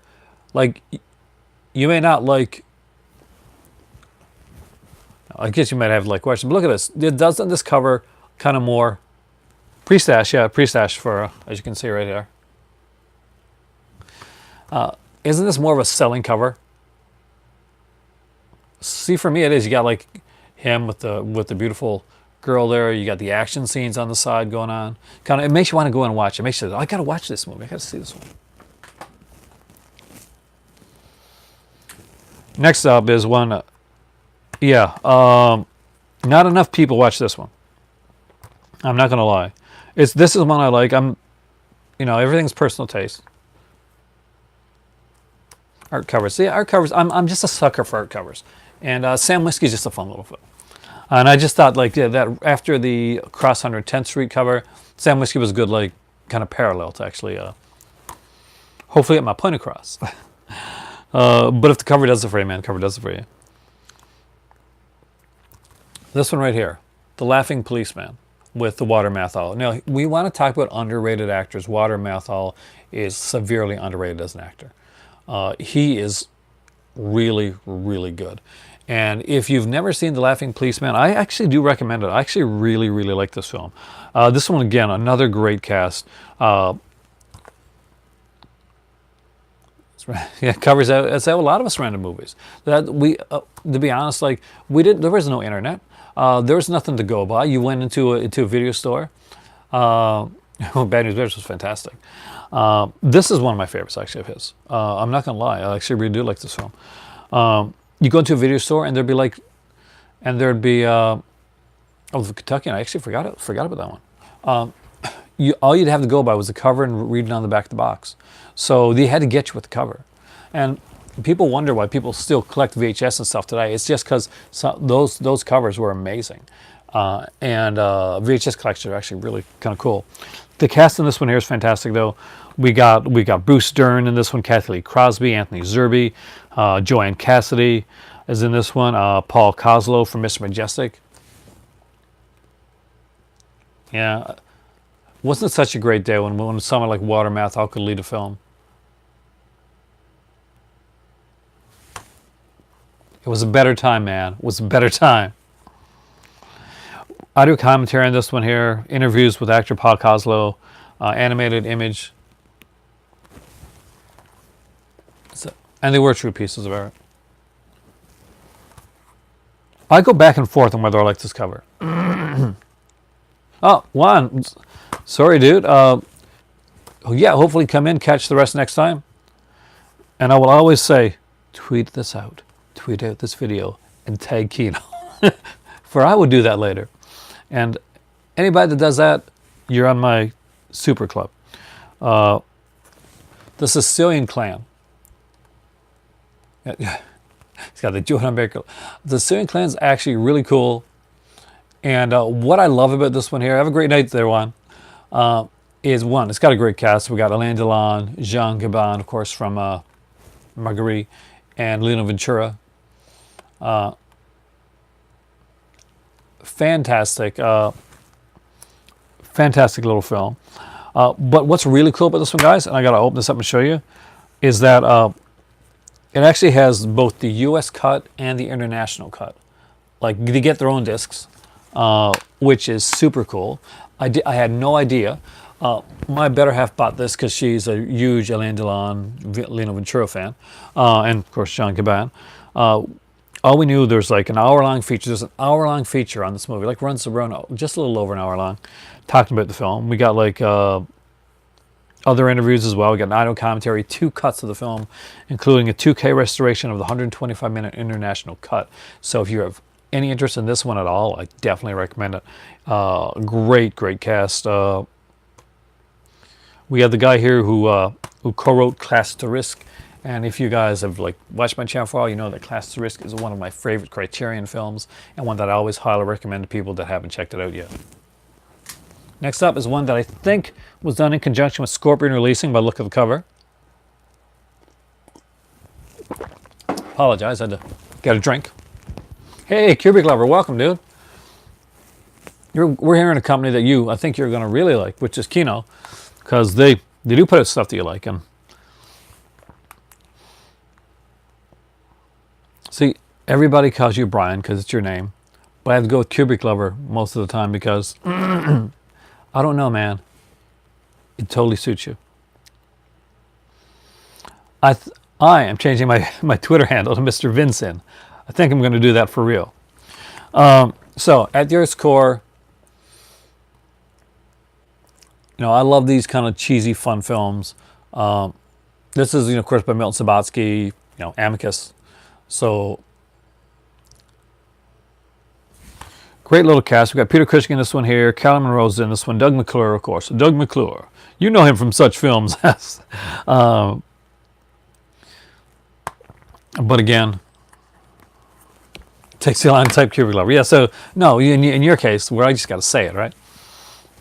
Again, we get like a alternate artwork, which is really, really cool.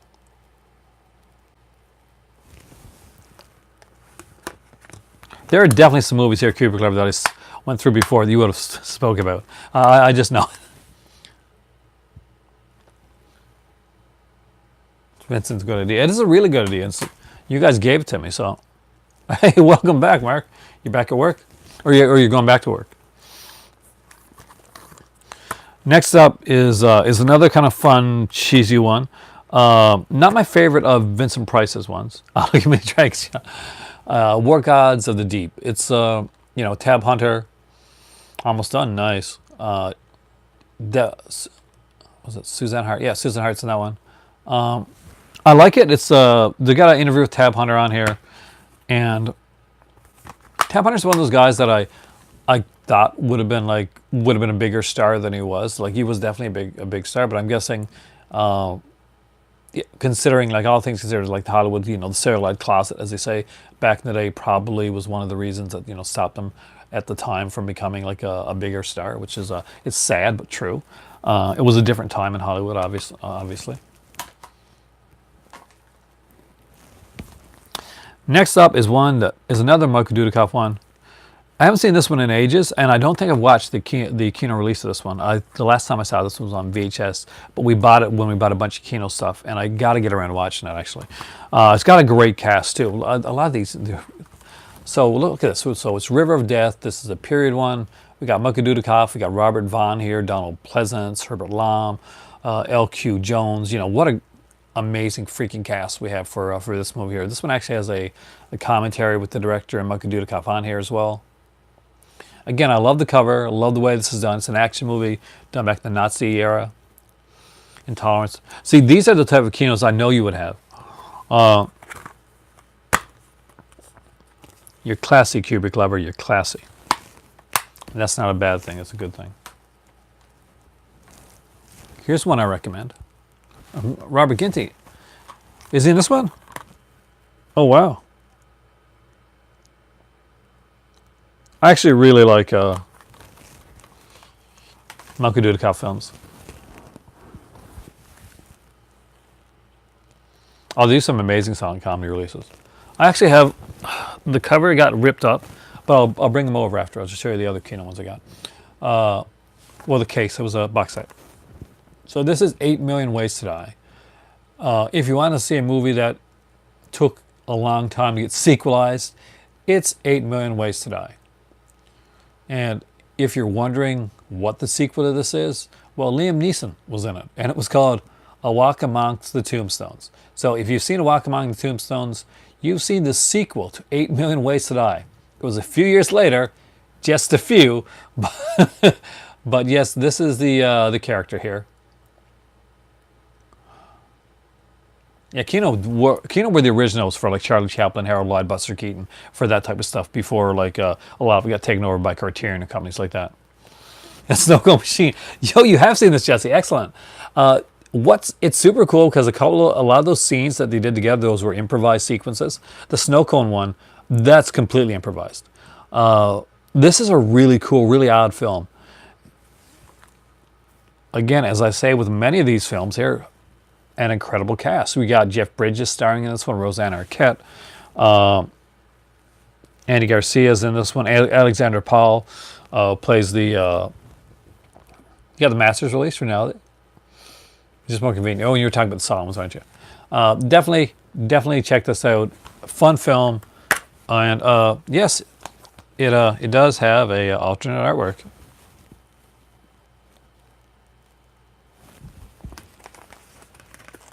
I went back and forth on whether I kind of like really liked this movie or only kind of liked it, but I ended up really liking it. I like watched it a couple times and really got to it. Speaking of like the silent ones, stuff like that,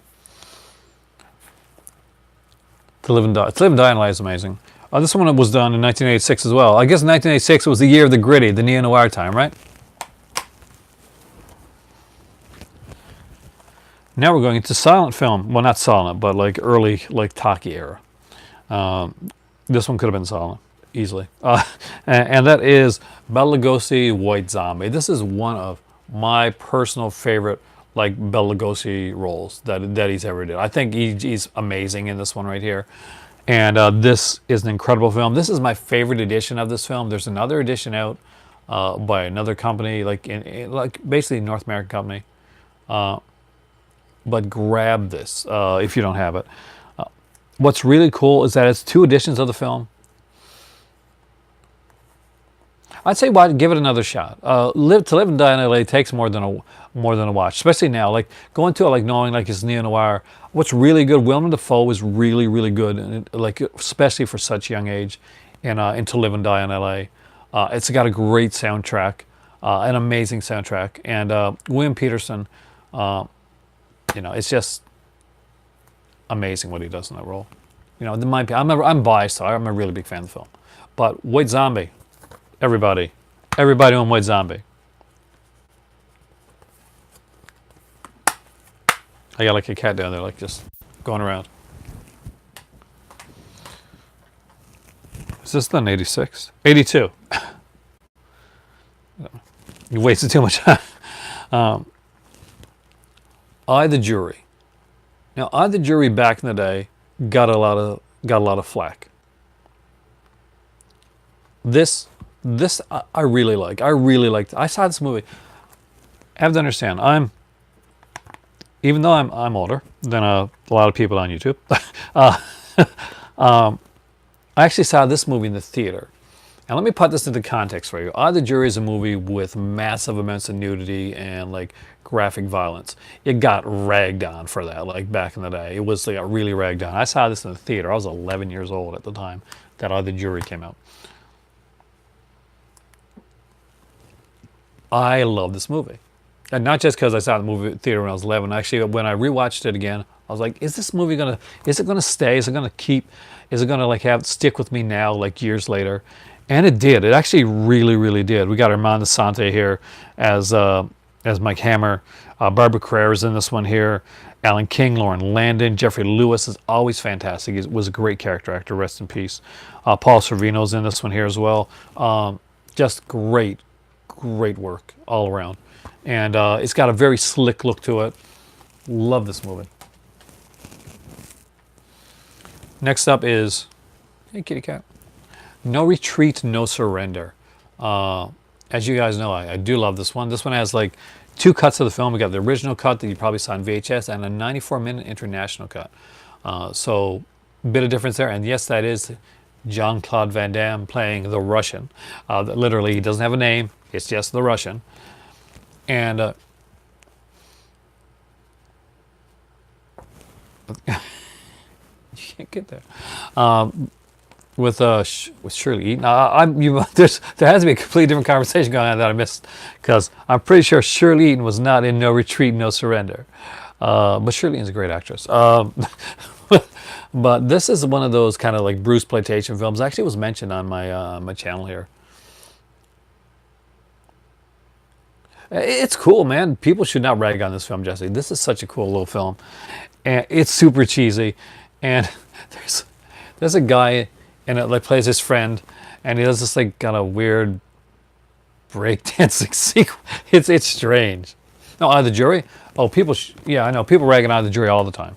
But honestly, it's a fantastic little film. It's a movie like much like a lot of other movies that are out there that I do think needs to be rediscovered. There are certain films that I'm like, this movie's good. This movie needs to be no, no, no, no, no, no, no, no. Needs to be rediscovered. My kitty cat. Actually, well, 99 minutes in, but trust me, I got a few more. My cat is driving me up the wall.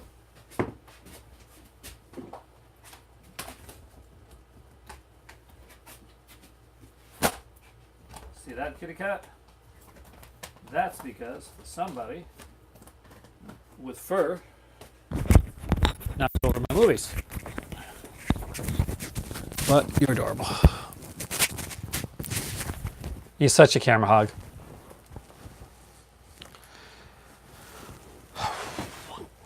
All right.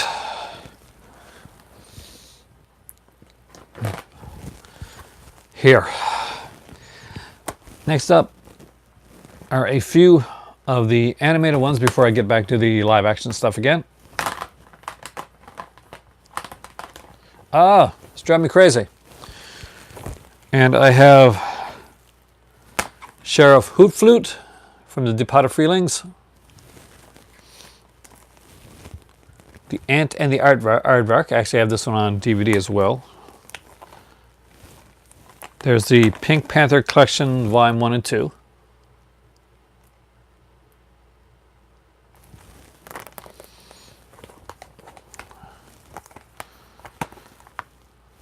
Crazy Legs Crane.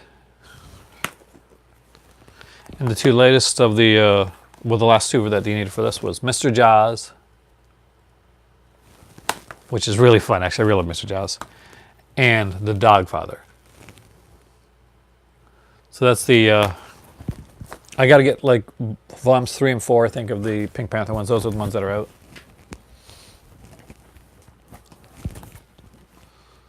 Since not a lot of you guys are into the animation that I'm into, I just go through that really fast. Next up is one, who put this one out with them? It's a very different cover, actually, for their stuff. No, they're all Departed Freeling, the guys that did Pink Panther. So if you like those openings to do those Pink Panther films, you're going to love those.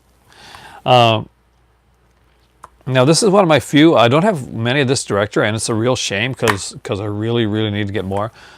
Hey, Brian, how goes? These are Paulina at the Beach. So this is Eric Romer, of course.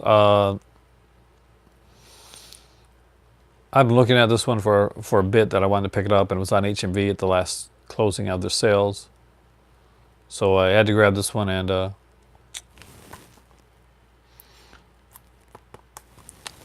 don't think I've watched it in a while. I've watched it, but it's not in a while. Now, next up are a couple of their, before I go back to the regular stuff, it's a couple of the Library of Congress ones. So we got Of Human Bondage with Betty Davis and Leslie Howard. I do like Leslie Howard. A lot of them called him like kind of a stiff actor, but I think he does a really good job in this one here. But Betty Davis, of course, steals the show. This is a very kind of a younger Betty Davis, as you can tell right here.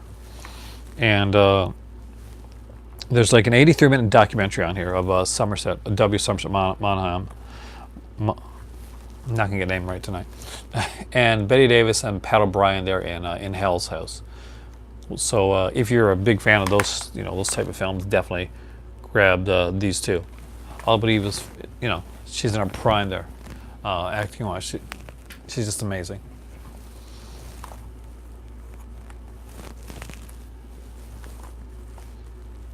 Next up is the original Band of Warriors. Yeah, it does. It seems like it wouldn't be like a good mix, but actually, I really do love. Human Bondage is one that was one of those ones back then that you would get on like those old VHS cassettes, and it would be EP speed and crappy quality. And I remember like finding it like for like really cheap and watching it. I completely falling in love with that film. I loved Betty Davis in the movie. I loved Of Human Bondage. So when it came out on Blu-ray, that's one that I had to grab right away. Next up is one done by somebody by the name of Evan Hunter, or otherwise known as, well, the guy that wrote the 80s precinct stuff. Um, I kid you not. So McBain's, it is Fuzz. Fuzz is pretty much 83rd precinct. The 88th was 83rd. What is it again? 87th. Sorry, my God, I'm not gonna right. 87th precinct. The movie, really. It's got a great cast in it. Ed McBain. Thank you.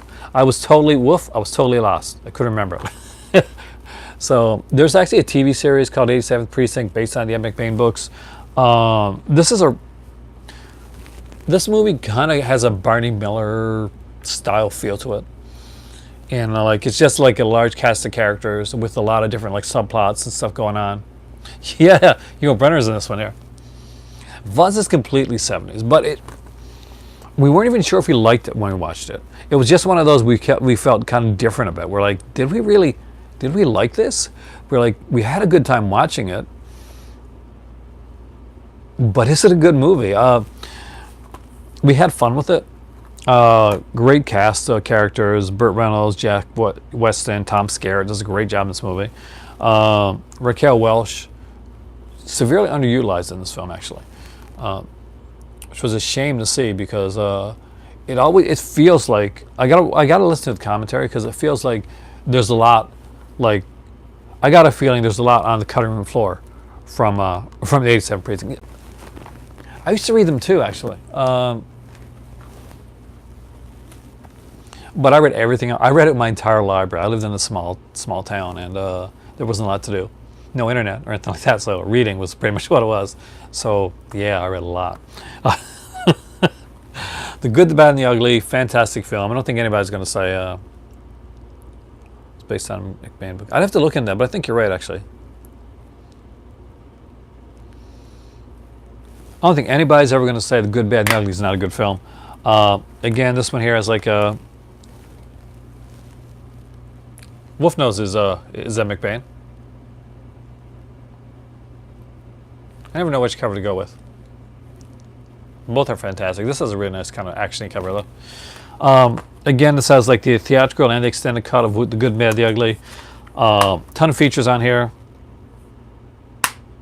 Yeah, we got like 3 audio commentaries, a bunch of featurettes, really cool stuff. I'm a huge fan of Sergio Leone. I like spaghetti westerns.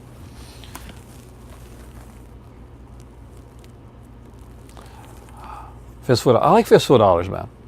You can't get stuck on the film that there's a lot of films that were based on other films, but you got to be able to separate them, or you're gonna watch Hidden Fortress and you're never gonna watch Star Wars again. But next up is a fantastic film. It's a blaxploitation film. We have It's Pat. No, I do not have It's Pat. I can't believe that actually came out in anything. I love Magnificent Seven, dude. I love Seven Samurai. It's fantastic, but I love Magnificent Seven. There's just those actors at that time. Cotton Comes to Harlem. Have this movie, guys. It's like...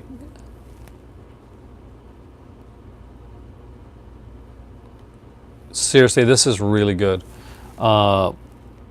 Great one. Directed by Ozzie Davis, actually. Written by Tarantino. And if you haven't seen this one, it's a really cool film. Way, way better than I thought it was going to be. And, screenplay by Ozzie Davis. He co-wrote it. He directed it.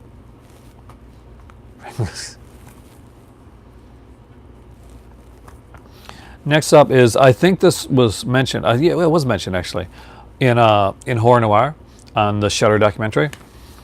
And if you don't have it, get it. Like, this is one of the ones about when I sincerely say, please get this in your collection because it belongs there. And that is Sugar Hill. For a long time, I knew the movie, but I'd forgotten the film. So the Sugar Hill title kind of threw me off. That was just gonna be like a Foxy Brown, which is actually a really good movie. But I thought it was gonna be like kind of a low rent Foxy Brown or something like that. Now, when I got this, it was kind of a horror, blaxploitation action film. This is really good. Oh, the Horror Noir documentary is a must. Like, I'm not even joking, Cubic Lover. It's a must watch. It does actually kind of the White Zombie Saw Zombies. So yeah, if you haven't watched it, Cubic Lover, I recommend it being like one of the next things you watch. It's really that good, and they do a very good job with it. It's yeah, I guess my recommendation. So does this, and this will also make you want to. Sure, Horror Noir will actually make you want to watch this. They talk about a lot of the blaxploitation films. You know, some of them, unfortunately, depicted people in the wrong light.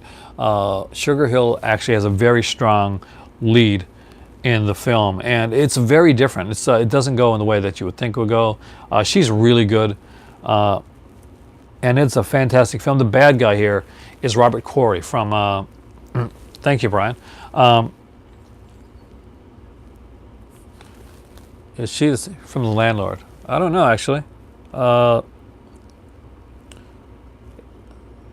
It's Marquis Bay.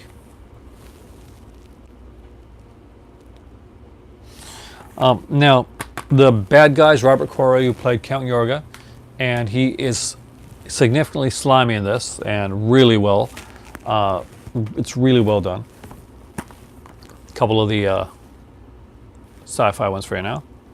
Started with the Mario Bava, and we got Planet of the Vampires. Again, it's a beautiful film. This, you know, you just look at Mario Bava and you see like it's just astounding. The cinematography, the way that he does color, the way that he bleeds it in, the brightness, it just there's nothing like looking at a Mario Bava film. He was an artist, which Aliens is based on. That is correct, actually. Well, I'm not sure if they said it or not, but wink, wink, nudge, nudge. There's many sequences that like not, and there's another one too, and that is Queen of Blood, which in a way would have very much of an Aliens feel to it too, and you know, pre-Aliens. Especially one sequence at the end of this, I think at the end of this film, right? One of these has an ending sequence which is very reminiscent to Aliens, and I'm pretty sure it's this one here. This one has a lot of sequences. Now, not just Alien. Now, I want to show you something. So look at this here. See these black leather-looking outfits? Do they not remind you of X-Men? Like the X-Men films? Just look. I mean, like the stylized leather outfits. I know that's not a really good look at them, but they're very X-Men-esque. Trust me, though. When you watch the film, you like right away. You're like, okay. Queen of Blood actually does. I think both of these films were watched when the movie Alien was being written, and I'm not even joking there. Trust me on that one. Next up is To All a Good Night, the movie directed by David Hess, starring Jennifer Runyon. It's a slasher film set during Christmas.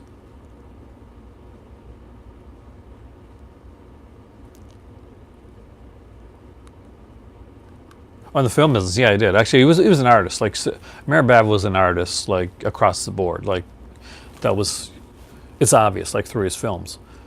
This is fun. It's not a good film, but it's a fun slasher film. No one's gonna win any acting awards in To All a Good Night. Let's put it that way. And there's Charles Bronson with Alistair MacLean's Breakheart Pass. Alistair MacLean's another one I used to read a lot of his novels of, actually. So, really enjoyed this one as well. Again, Richard Crenna and Ben Johnson is in this film. Fantastic little flick. That being said, I just got a couple more to do because I wanted to make a nice long video for you guys tonight, and I'll tell you why. So David Hess doing an okay job at that. Actually, yeah, he's not bad in for what he has to do. I'm gonna, I'll definitely give him credit for what he did. He did a decent job. David Hess was like, for me, I think was fairly multi-talented. When he did play those roles, those sleazy, slimy characters that he played, like Krug and characters like that, he really, really did well with those roles.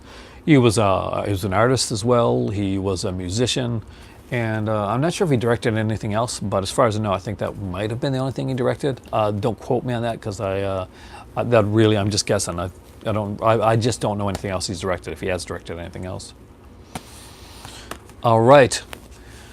Now we're getting to some Slippy covers, guys. So first off, we got Trilogy of Terror with Karen Black, a fantastic film.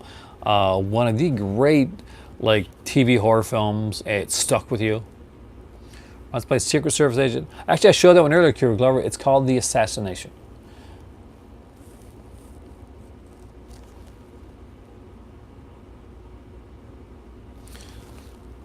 And yes, I do have that one here. Hence, well, of course, I showed it earlier. Sorry about that. Trilogy of Terror, do recommend it. A lot of special features on it. It got its own little booklet, everything as well. And we'll take that out right now. But then we've got, of course, the two films that brought on the TV series. We got The Night Stalker, another fantastic one. Great vampire film. Incredibly well done, well acted. Your heart breaks for the character of Darren McGavin's Kolchak.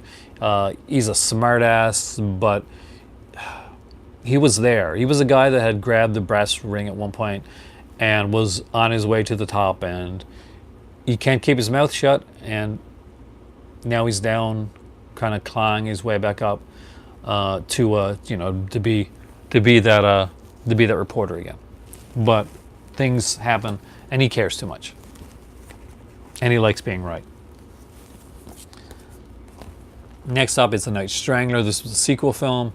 Now, none of these would have been Carl Kolchak films if, more than likely, the Norless tapes would have, they would have been able to go on with that. They probably would have done the Norless tapes thing. But I'm glad they did. And would like to see Norless tapes come out at some time, though. Yeah, that's true. Darren McGavin is a very multifaceted actor. He's done so many roles and so much stuff, but most people do. That's true. They remember him from A Christmas Story. They remember him from films like that. He's one of my favorites too. And things like X-Files. Somebody mentioned they like seeing X-Files film and stuff like that. A new X-Files film. There would be no X-Files if it wasn't for those Kolchak films. Yeah, perfect, Jesse. And Chris Carter, the creator of X-Files, will be the first person to tell you there would be no X-Files at all if the Kolchak, the Night Stalker films, and the series didn't exist. That's where his inspiration came from. And I'm glad it did, actually, because X-Files was by far and large, was a great show. So thank you, Darren McGavin, and thank you, Dan Curtis, for doing that. Rawhead Rex. I love this movie too. I know. It gets a lot of hate. What else we got to thank on here too? It's John Llewellyn Moxey, the guy that directed Baywatch Nights. Yes, we would have the exquisite Baywatch Nights. Well, at least the second season. That's when they really got crazy with it. Rawhead Rex. Of course, this is out by Arrow Video. This is my personal favorite release of the film. What I do really love is that I'll take this one out. It's got a great cover on here as well from Darren McGavin. Yes, isn't it quite the? It's got a cool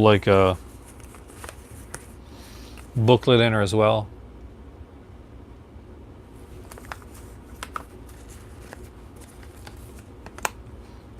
And of course, there's the original cover for Rawhead Rex. So it's got a lot of alternate artwork, and the interviews on it are really, really good. It's super cheesy, it's Rawhead Rex. This movie made Clive Barker direct Hellraiser. The movies are okay. I think the movies are better when you can watch them later on and divorce them from the series. That's what I find. I think the movies work better later when you're watching back later on than they do then. Yes, Arrow did release Rawhead Rex. I just really like that sexy release that Kino has, to be totally honest with you. But Jesse, if you're in the UK, get the Arrow edition. If you're not, get the Kino one. Because it's really good. It's a really good release. It's really solid, great transfer. Fantastic interviews and stuff. Oh, the first. Well, the first one was more tied into the series than the second one was. The second one had Billy Connolly, right? Um, Skull. I kind of figured that actually.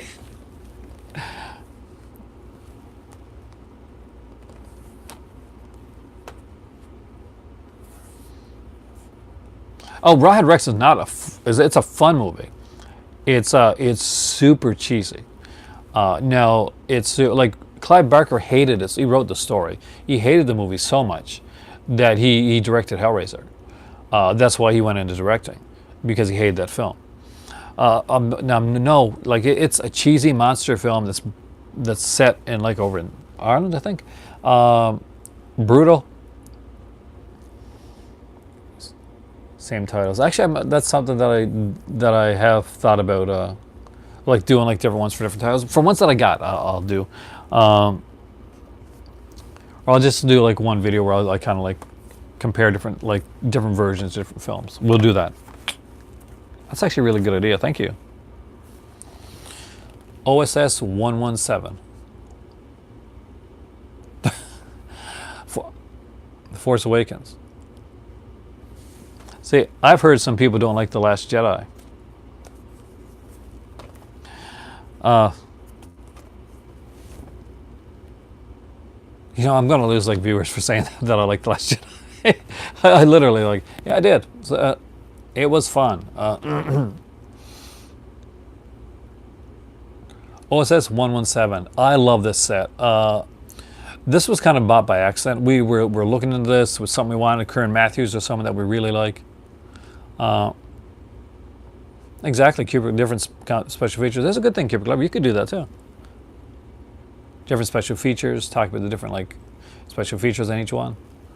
What stands out on each one.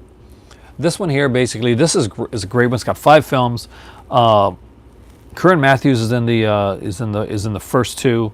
Then you got like Frederick Stafford in the second 2, and we got like John Gavin in the 5th one.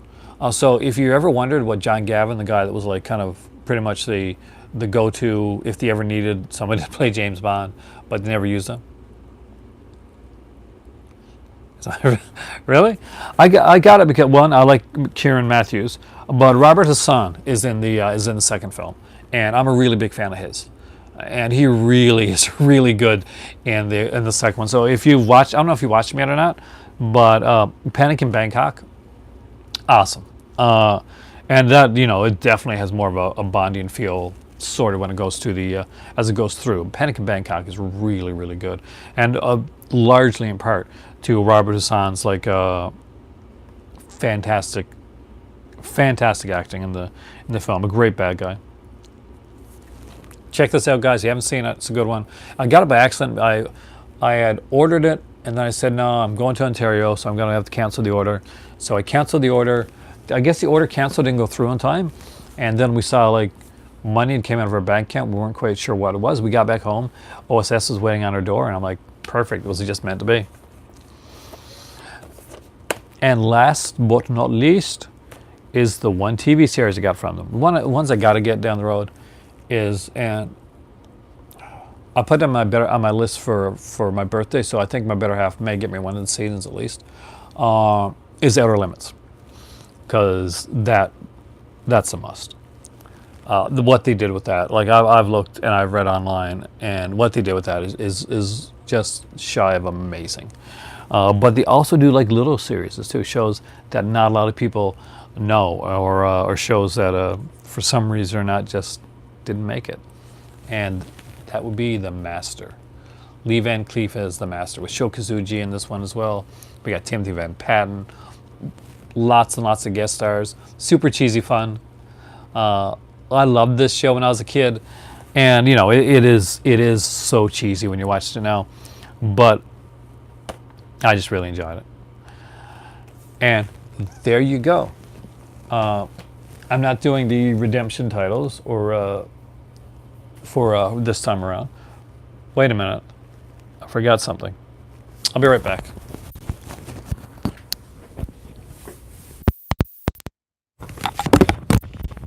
See, before you know it, I'm going to have to get a new microphone, hopefully one that doesn't hook on, because so easy to just like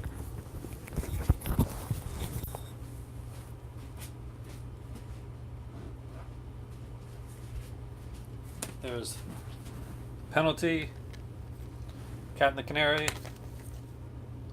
Dr. Jekyll and Mr. Hyde with Barrymore, Man Who Laughs, and the documentary Kingdom of Shadows.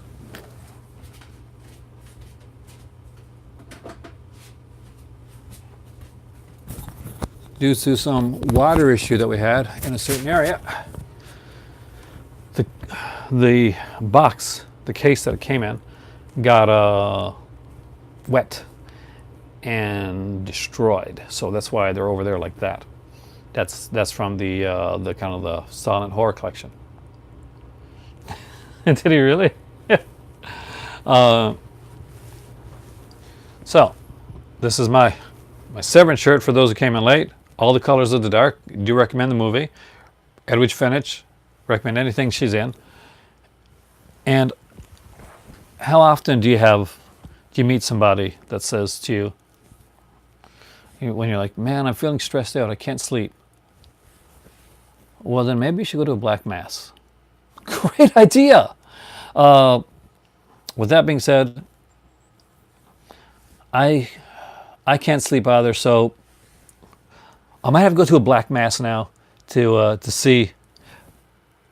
You got the Hot and Saucy Pizza Girl shirt? Are you serious? That's awesome. Somebody asked me recently in the comment section. I just haven't got a chance to respond yet to the most recent comments. Basically, that what happened with the how did I figure out, or did people know that Vinegar Syndrome were going to be doing covers, like slip covers for some of their older releases. Vinegar Syndrome announced it a while back. First, they kind of floated the idea around, and now it looks like they're going to be doing some like slip covers for some of their earlier releases that are going to be selling during their either their Black Friday or their halfway to to Black Friday sale. So I think they're going to start like those on their halfway to Black Friday sale, see how it goes. I think it's actually a really good idea. I'm hoping to get some like Vincent slips for some stuff that I don't have. And oh, no, dude, Rogue One was awesome. I don't think, like, people were split on Force Awakens. A lot of people just didn't like Last Jedi, basically because, and I'll tell you what, people are going to hate me for this. Some people didn't like Last Jedi because it didn't fit into their fan theories. But Rogue One, I think, across the board was pretty much liked. It was a really good film. Yeah, like all Star Wars films. Here's the thing. Even like the cheesy prequels, they weren't made for me. I grew up with like the original trilogy, and I enjoy watching the Star Wars films as they go. Even the Han Solo and stuff, I enjoy watching those as they go by now. And I understand that certain films that are made now, just because there were films in my childhood, exactly, then that's only Star Wars, may not be made for my audience range. I'm a big fan of Aladdin. I like the movie Aladdin. I think it's really cool, actually. Now, there's a new Aladdin coming out with Will Smith, and he's blue. And there was complaints when they first showed him, because he wasn't blue. And then they showed a picture of him blue, and people were complaining because, oh my God, that's not Robin Williams. It's Will Smith, and he's blue. I'm not the target audience for the new Aladdin film. That's for kids. If, it gets an adult audience too,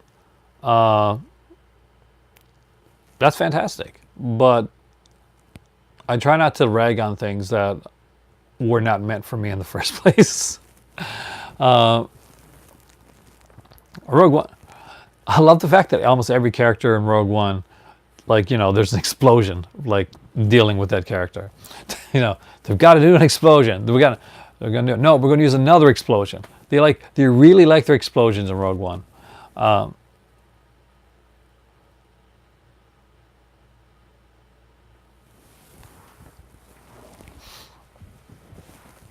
But yeah, I think Rogue One's kind of one of the more, what I consider the more serious one.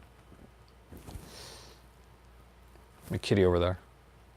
I got to give him a couple pets before I go upstairs because he's been around, and kind of doing his thing right now, though. Aren't you? You're scratching the air. Yes, he is. There we go, guys. I am Aaron. This has been, wow, this has been a 129-minute video. Thank you guys so much for coming in. Thank you for watching this. For the ones that stayed, thank you, and enjoy my cup. Let's summon demons, guys.